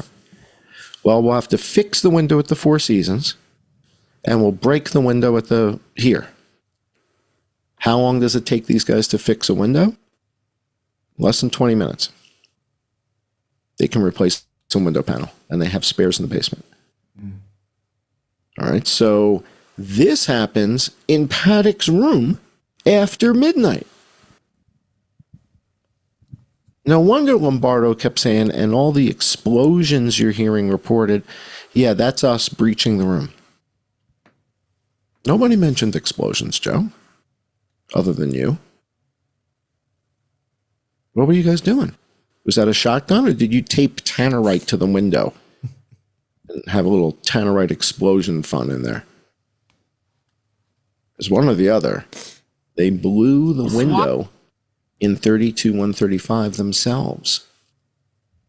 They take a bunch of brass casings from their shooting range and they dump them on the floor. It wouldn't have been a big mystery for Brett Brosnahan to find the broken window if there was a bunch of broken glass on the floor. I said, boss, I'll bet you it's this one here because there's a whole pile of broken glass over here, right? There's no broken glass. The window's not broken. They break it. And Aaron Rouse calls out Lombardo on Wednesday. Says, we know what you did. You're going to play ball or I'm going to place you under arrest. And the minute you stop playing ball is the minute I place you under arrest. Am I clear? It's a felony. You don't lie to the FBI. Mm-hmm.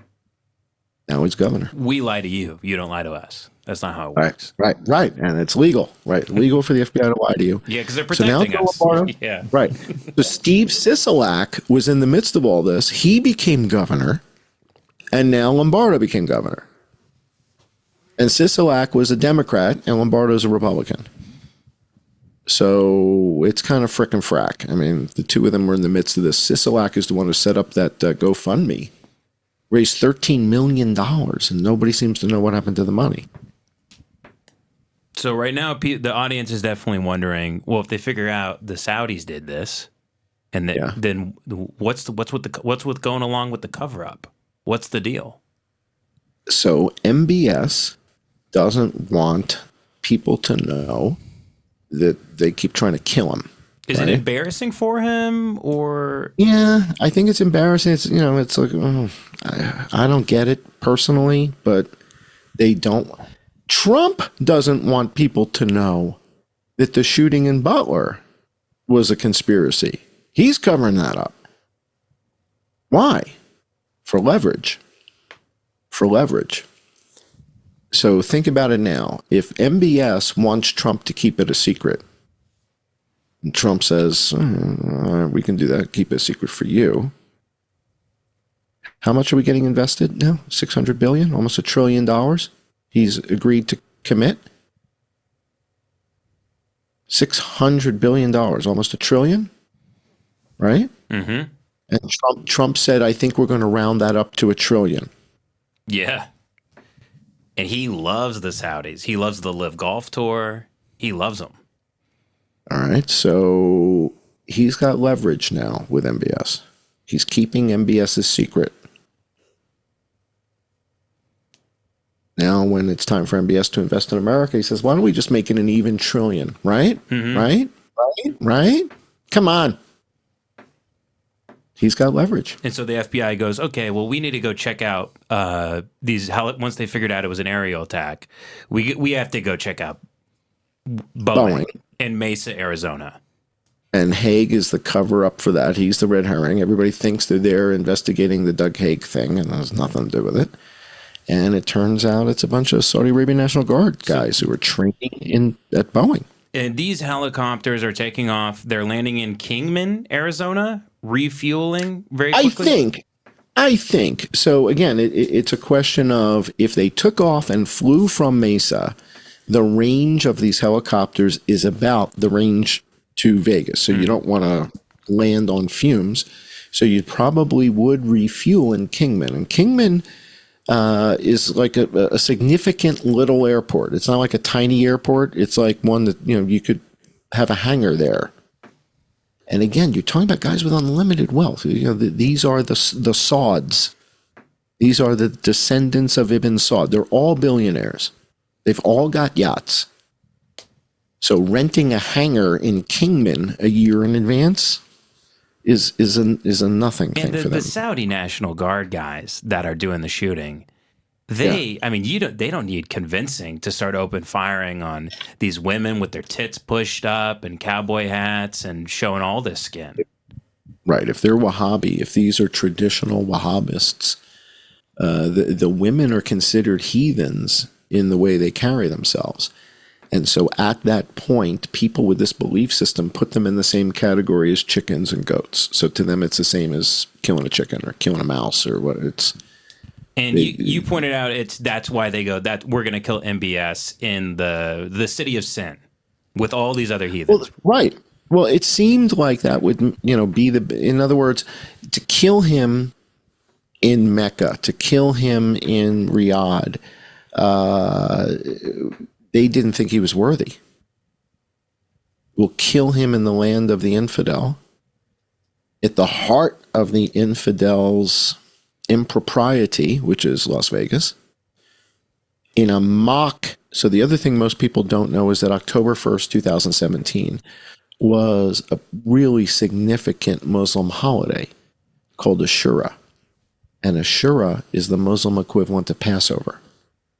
And so to have Ashura dinner looking out over the Sphinx and the Luxor, it's like a simulation of Exodus, right?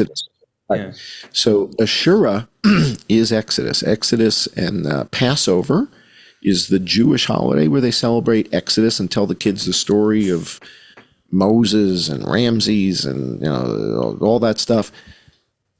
The Muslims do the same thing, but they have a different name for it. They call it Ashura, but they tell the same stories. One of the things I find fascinating is that Jews, Christians, and Muslims all embrace the Old Testament. Yeah, we're all the chosen ones, It's actually. It's like so interesting. And I think this is how Jared Kushner was able to negotiate the Abraham Accord was, we're the children of Abraham, you're the children of Isaac. Fine. And I think the Saudis are like, that's pretty reasonable. We can go with that. And I think that's all it took, to be quite honest with you, was, we are the children of Isaac, you're the children of Abraham, and, the Palestinians, we don't even know who the hell they are. And Sure. Yeah.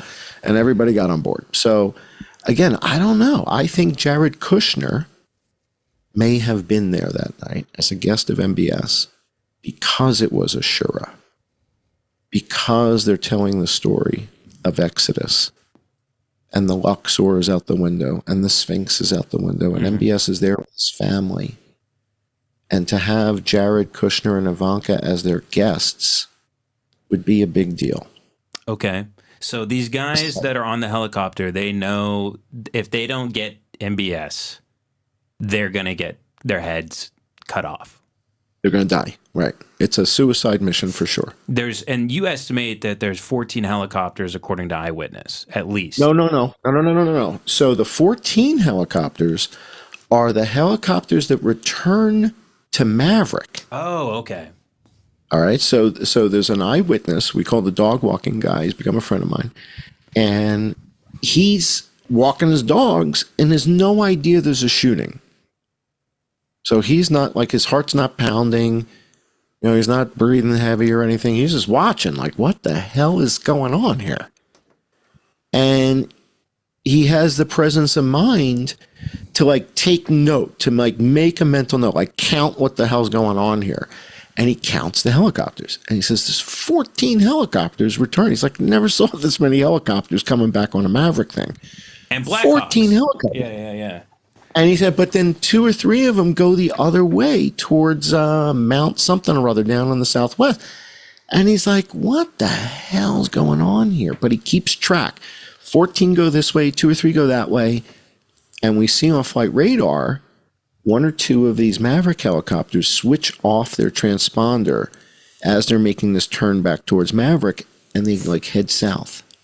Like they're going to Wayne Newton's estate or something like that as a safe house or something. I don't know where they went, but they went to some safe house.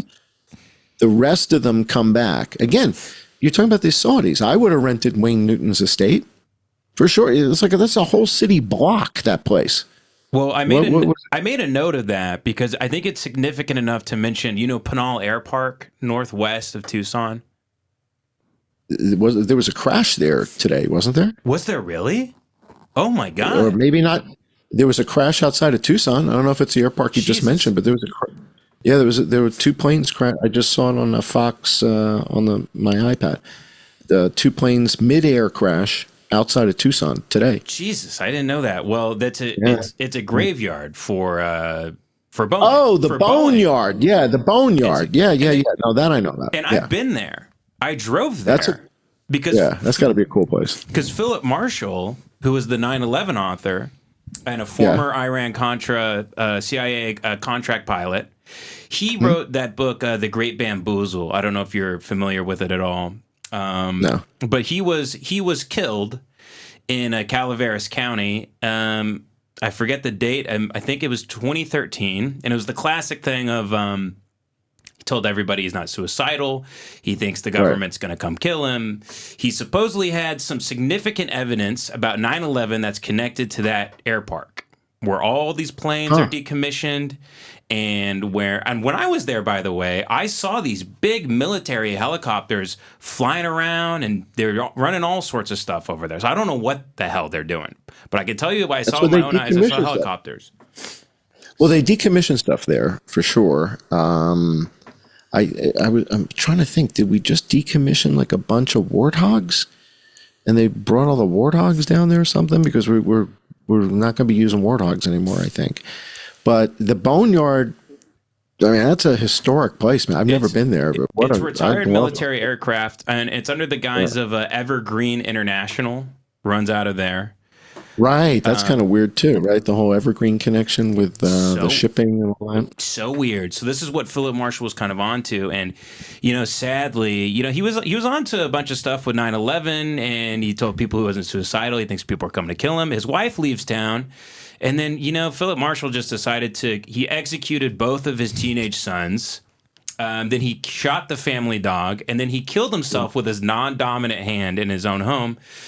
Neighbors reportedly saw unmarked vans showing up and people going in and out. Philip Marshall's laptop was taken. Other things were taken that haven't been recovered since.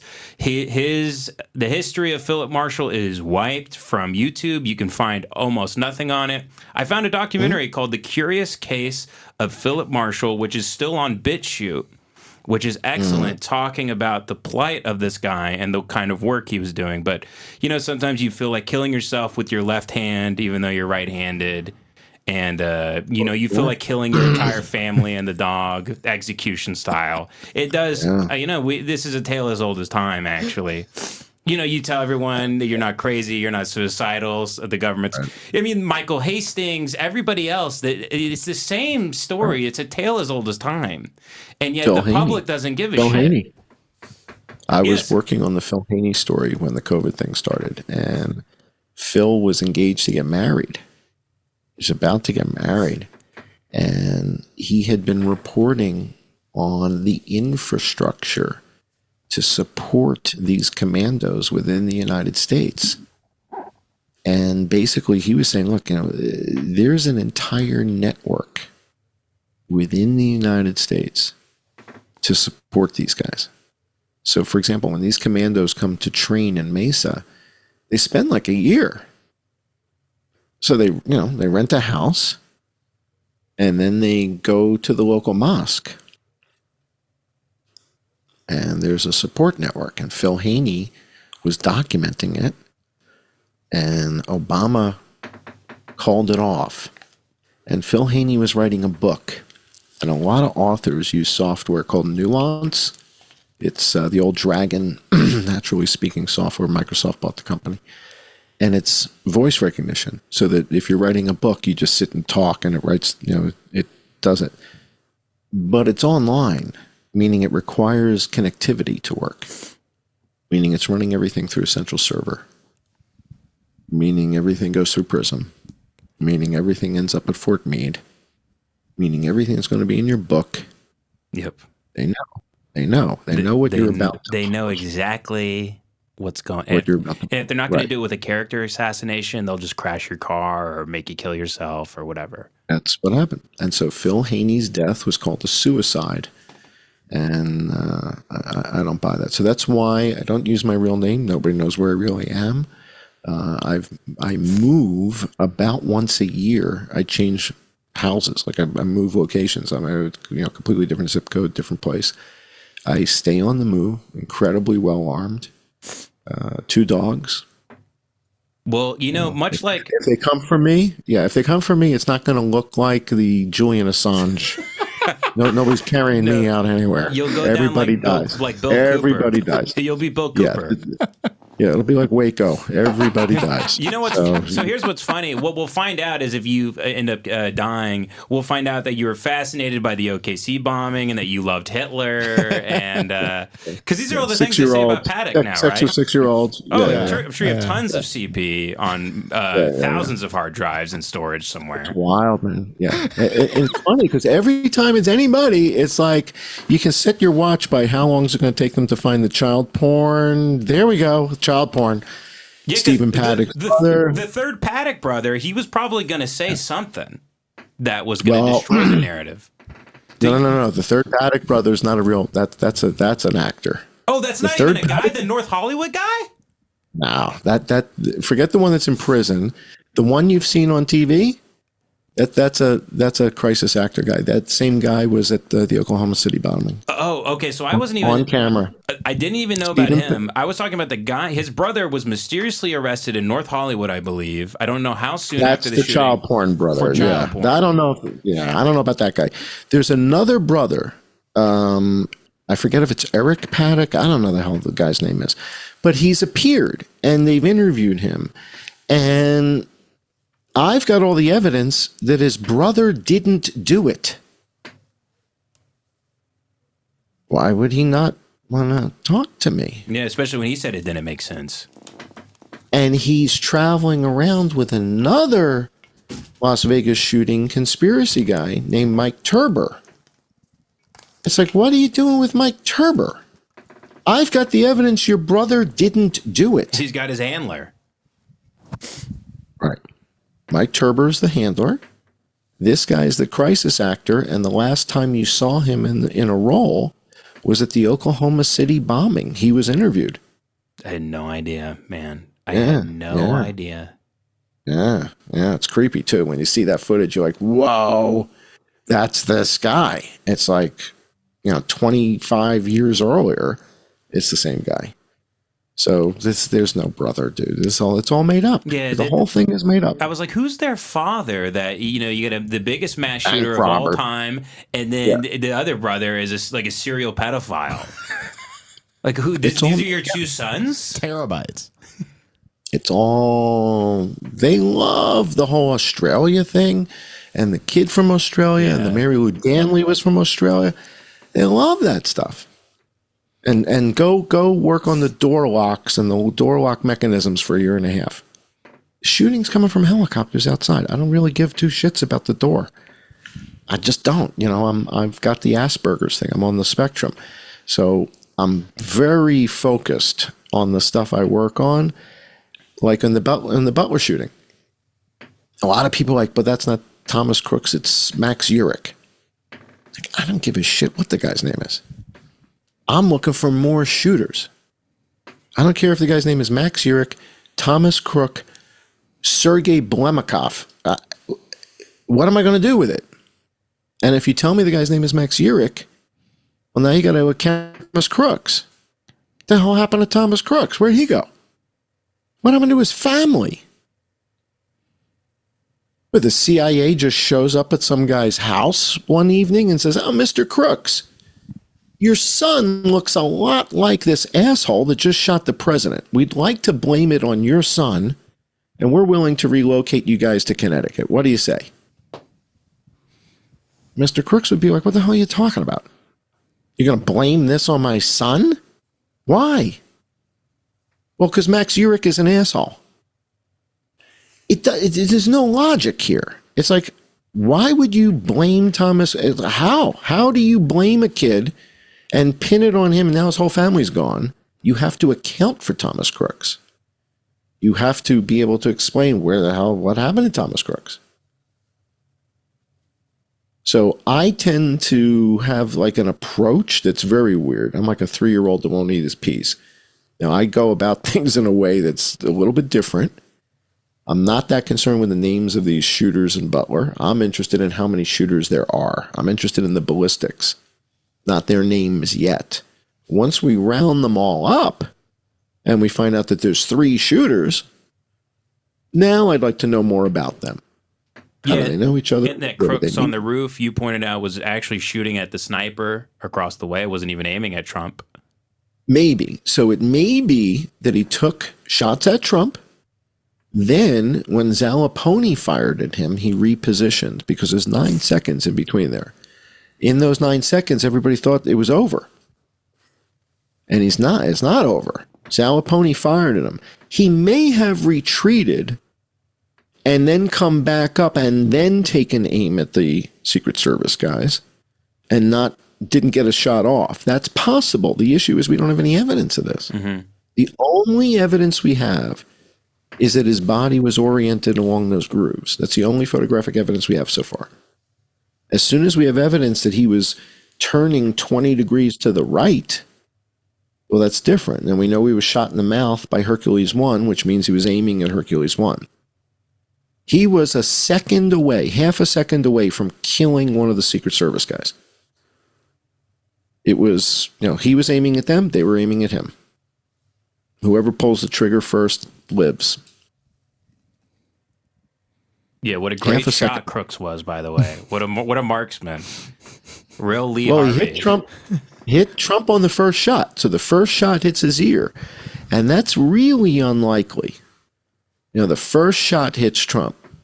Right? And if he's set up in that channel and he's turned 20 degrees to the right, but his body isn't, he's cramped up in the right shoulder because the gun is in there and you're turning to the right and he's only got a red dot. He's got no magnification. And he hits him with the first shot. Cold barrel. I'm kind of impressed. Yeah. 152 yards with a red dot. And it clips him in the ear. Damn. Wow. Holy mackerel. Oh, that's something else, huh? I'm going to see if I can, get in a pretzel position and hit the target to see if that works. I don't know, man. I don't know. There's a lot they don't want to talk about, and it's weird, right? So one of the things that's uncomfortable for me is I appreciate what Trump is doing, with the government, with the budget, with the foreign policy and all that, but he's got to keep these secrets, man. And it's kind of weird. The Vegas shooting thing, he's got to keep that secret. The COVID thing was a cover-up from Obama, but it's national security, so he's got to keep that a secret. Then you got the asteroid thing. It's an extinction level event. He's got to keep that a secret. And then this shooting in Butler, the fact that it looks like it was a whole lot more than just a 20-year-old kid, he's using that as leverage. So he's got to keep all these really awkward secrets. It's got to be really uncomfortable for him because I know it's not his, he was dropping all these hints, 1917 Spanish flu. It's like, why is he doing it? It's on his conscience. Otherwise he wouldn't drop all these hints. He doesn't want to lie to the public. And yet the government machine, this national security thing, says, "Oh no, sir, you can't tell people this was Barack Obama that launched a biowar against China. You can't do that, sir. That's national security. You can't do that." Mm-hmm. And I'm wondering if he's reconsidering now. I'm wondering if he's like, "Look, I've had it with the bullshit. We're going to have new rules, and the new rules are going to be transparency." And the thing is, we had an extinction level event in 2020 that he covered up the field hospitals and all that. There's another one in 4 years. And all the news stories are telling you it's in 2032, and it's not. It's in 2029. So will he come clean on that? I don't know. And that's why I'm here. Well, to report we're 5 years away from so many whistleblowers with Mandalay Bay, most likely, looking at the timing of everything. So you're way ahead of this stuff right now, and obviously the narrative will keep changing. You'll have more information as time goes on, but I mean, the big narrative really is there. I guess you should explain to people though too. These guys, they're flying from Mesa, Arizona. They're hanging out the side of the helicopters. You said they had some sort of submachine. I'm not a big gun guy. What are the guns they had? How did they do it? So the gun that we hear that a lot of the military guys have said that's not a bump stock. That's a M249 SAW. So the M249 SAW is... it's a light machine gun. Yeah, you can carry it. It's I'm trying to see if I have one. No. Oh yeah, no, I do. All right, so the one that I like in particular is called the FN Mini-Me, and it's made by FN Herstal, and this is it. And it shoots the same round as the AR-15. So it shoots a 5.56 round. You can get it in 7.62 or 5.56. What that means is it's a rapid machine gun. Shoots about 600 rounds per minute, 10 rounds per second. And it has a belt-fed capability, and it has a brass catcher option to catch your spent brass. Hanging out of the helicopter with one of these, rat-a-tat-tat, is pretty intense, man. Pretty intense. You have to understand that they were firing for 110 seconds or something like that, and they hit almost 500 people, meaning 4 people are shot every second you hear gunfire. That's unreal. For every second of gunfire you hear, 4 people are getting hit. Did they find any casings on the grounds? Outside, I don't think they mentioned them. The FIT report talks about casings inside the hotel room, but then there's eyewitnesses who tell us that they saw casings outside the Tropicana on the ground as they were, trying to escape. They're like, there's brass on the ground out here. Reportings of multiple shootings everywhere, and you interviewed up and down the street. and you interviewed a ton of eyewitnesses that said we all thought it was coming from those helicopters that were flying over us, which nobody even knows about, that there were helicopters flying over like crazy, like houseflies. They were everywhere. And so some of them are good guys, though. So some of them in the early days were false positives, where I was seeing Maverick, but I couldn't tell it was Maverick because we didn't have everything synchronized yet. Eventually, we get the body cams from the cops, and now we're able to synchronize stuff. And I realized some of the helicopters are the Maverick guys escaping, right? So they're trying to get the Crown Prince out of there. And then the other helicopters are not the good guys. And so now I've got to differentiate between the good guys and the bad guys in the sky at night. And you do that with flight radar. Flight radar shows you the Maverick guys. Doesn't show, in other words, the bad guys you see on film, but they're not on flight radar. It's like, well, there's nobody here according to flight radar. It's because they're bad guys. Bad guys don't turn the transponders on. Yeah, and a couple head south. Is that MBS? Is he in one of those guys heading south? Yeah, going to the safe house, right? So, and if Jared and Ivanka were there, they went to the safe house with him, with his entourage, and the rest of them go back to Maverick. So, see, this is funny because I was hearing rumors that Trump was even there that night, but one of the Trumps was there. It wasn't Donald Trump, right? Possibly Ivanka Trump. And remember, she kind of was a big player in politics early on. He was bringing her to the G20 meetings, and she had that princess wave down. And I'm thinking, oh man, he's setting her up for the next generation. She's going to be the first woman president.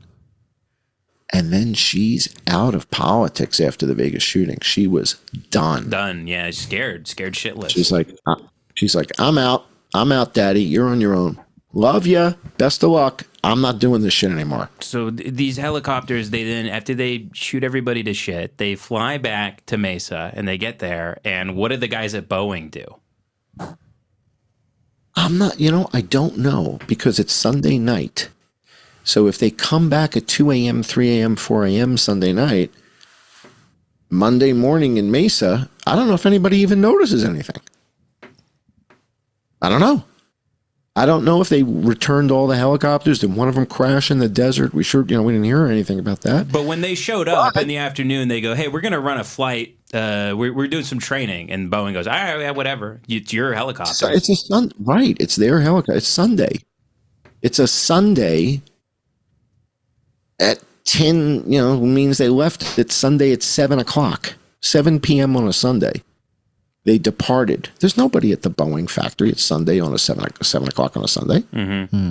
But these guys have the keys because they're pilots. That's their helicopters. They're Saudi helicopters. So 7 o'clock on a Sunday night, they leave and they're back by 3 a.m. And then Monday morning, it looks like the helicopters never moved.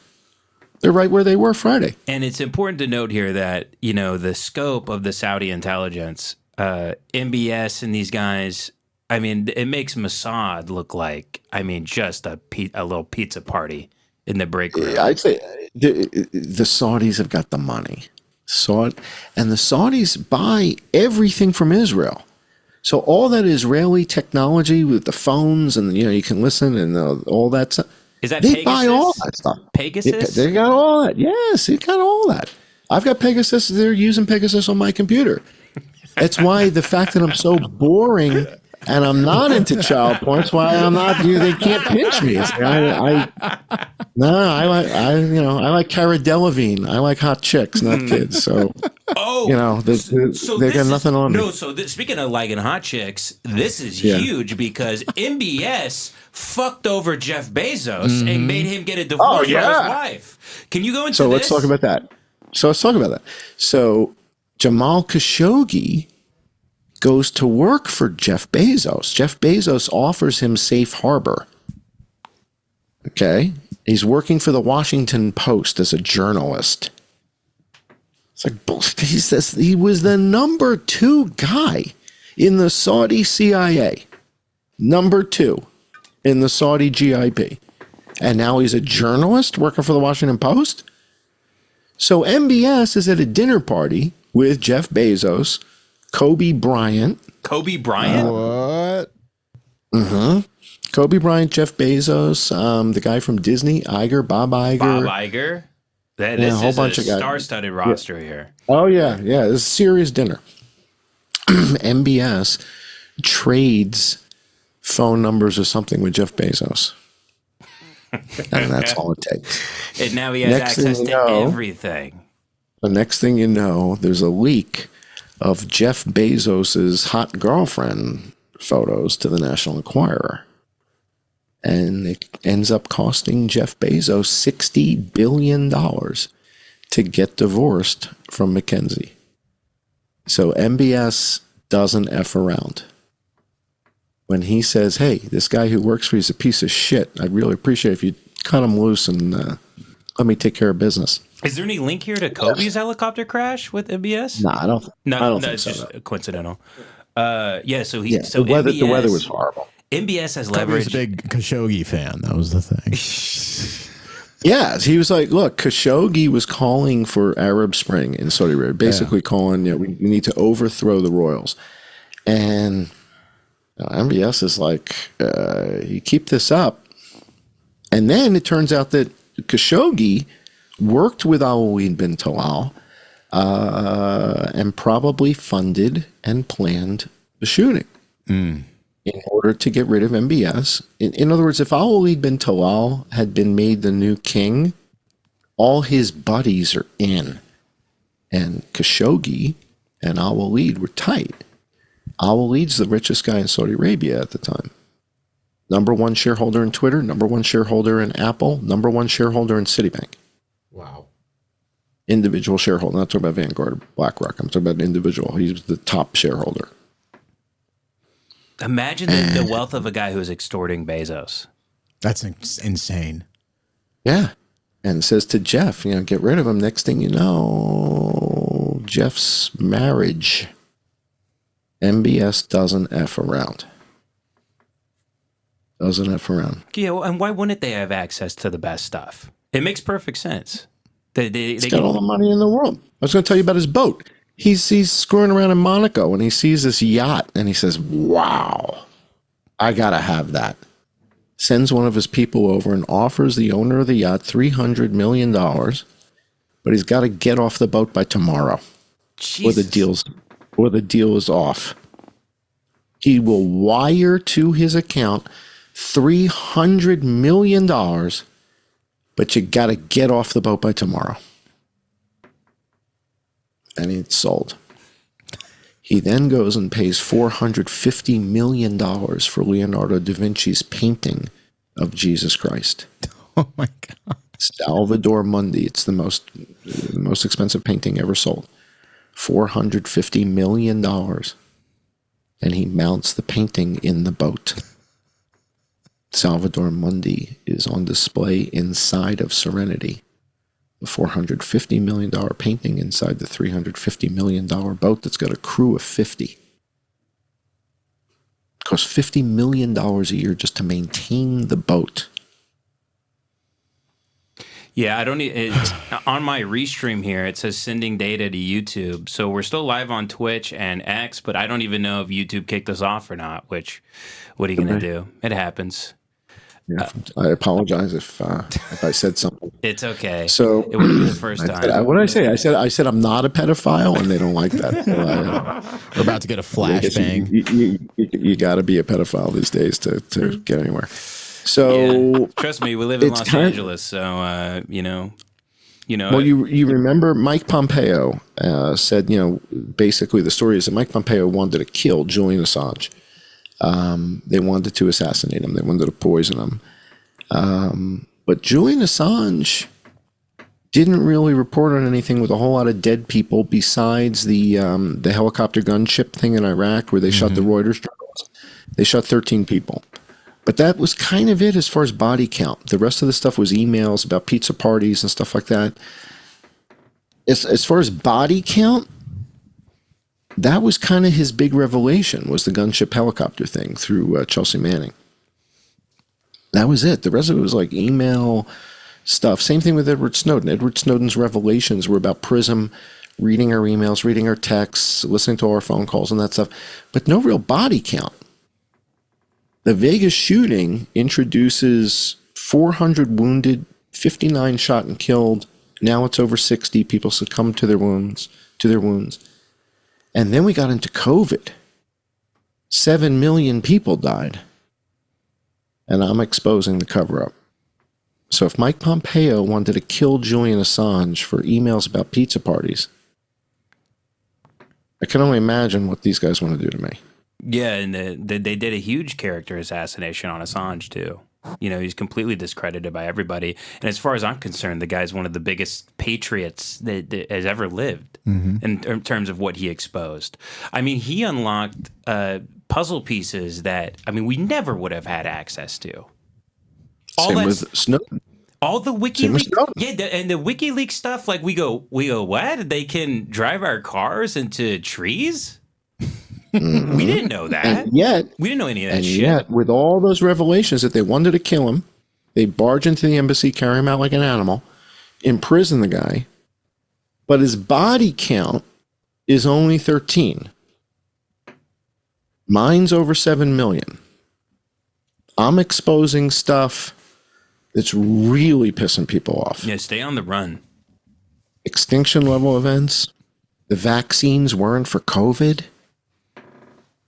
Dude, this is heavy stuff. Well, I 270 million people were vaccinated for something, and it wasn't COVID. That's heavy. Well, multiple shooters in Butler. They really want me dead. I appreciate you giving us a few hours of your time. I only have a few more questions. And obviously, we already kind of covered this at the beginning, but this is all connected to the night of the beating, the killing of Khashoggi and everything else. He rounds up the cousins. He sets an example, cuts up Khashoggi, tapes it. Blackwater's there at the night of the beating, which I was not aware of.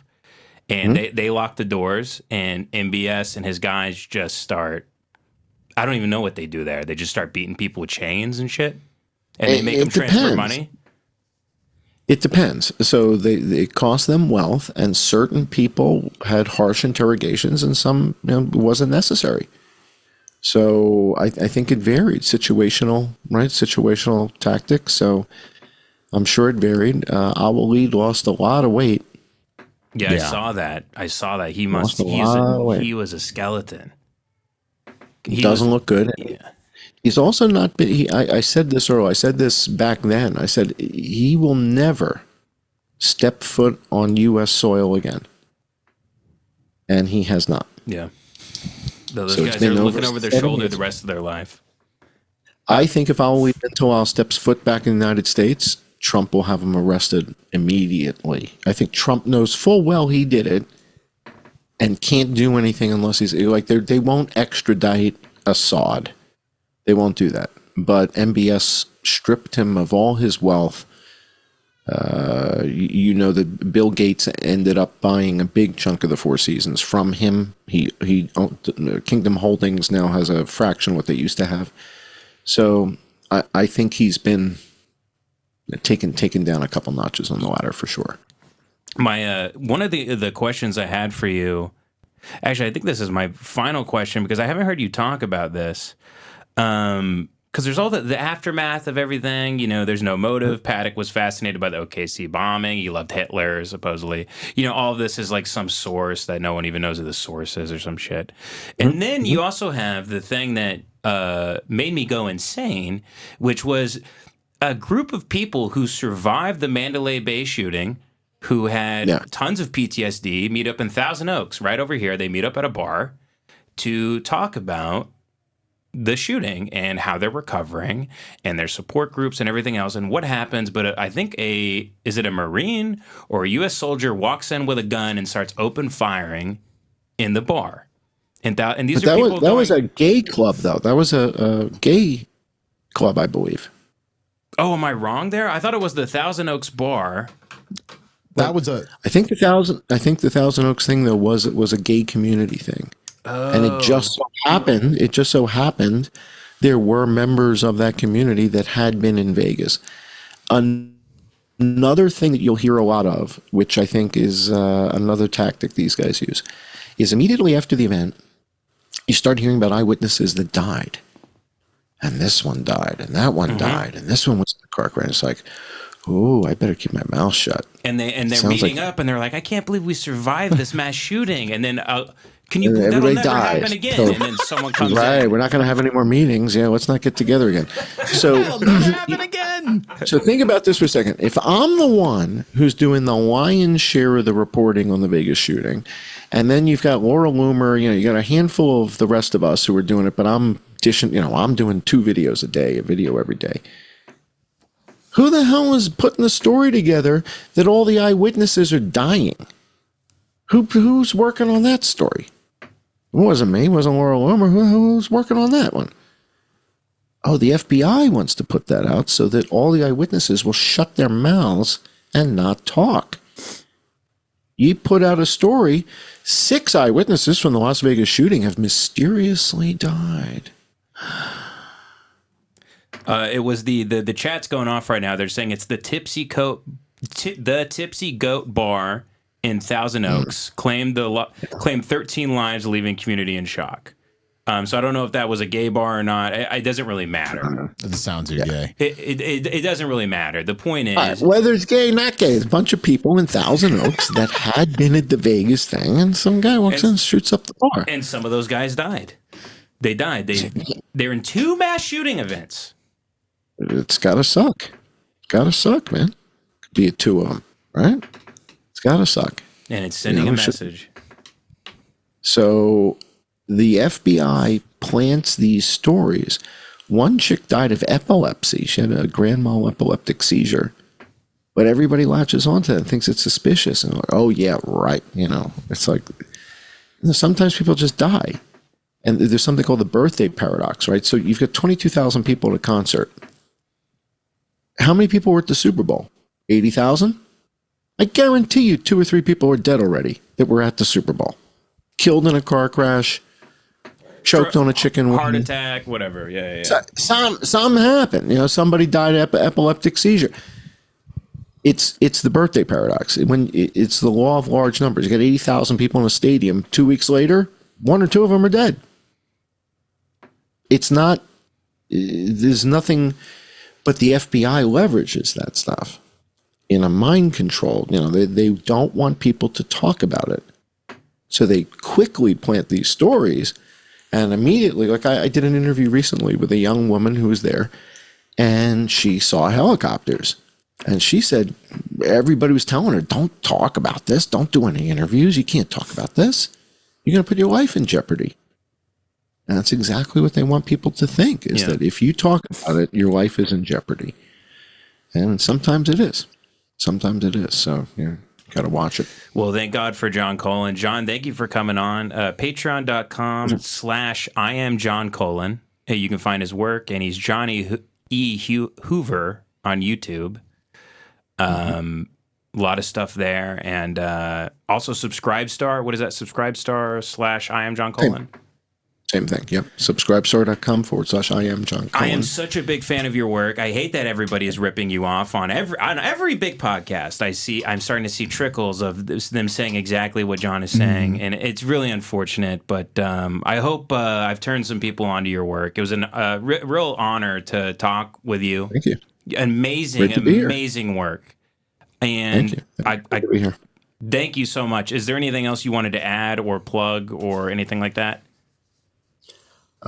Follow me on Twitter at I_am_John Cullen, and put that little notification thing on, and you still probably won't see my tweets because they're suppressed. But I've been doing a lot of work on the Butler shooting, and it appears that that was a conspiracy with multiple shooters, and that's going to play out. I'm loving watching that play out as you get more information every day. It's just too soon, but as it rolls out, you'll put it together. Thank you, John. Appreciate it. I'm going to go to break now. All right. Thanks, guys. Thanks for having me on the show. Thanks, buddy. Okay, end the meeting. That was John Cullen. What did you think, John? That was so sick. Devin's in the room. What did you think, Devin? You couldn't hear any of it. Hear a single thing, but it was at the Borderline Bar and Grill, not the Tipsy Goat. Maybe the Tipsy Goat took over the Borderline. Oh, they changed the name from the Tipsy Goat or the Borderline to Tipsy Goat. Borderline's a down low bar where you're borderline gay. And I'm looking at a couple reviews from the old place. Yeah, of the bar. They all say, I was shot here. That's so good. I think they can hear Devin. Yeah. I'm pretty sure they can. That's beautiful.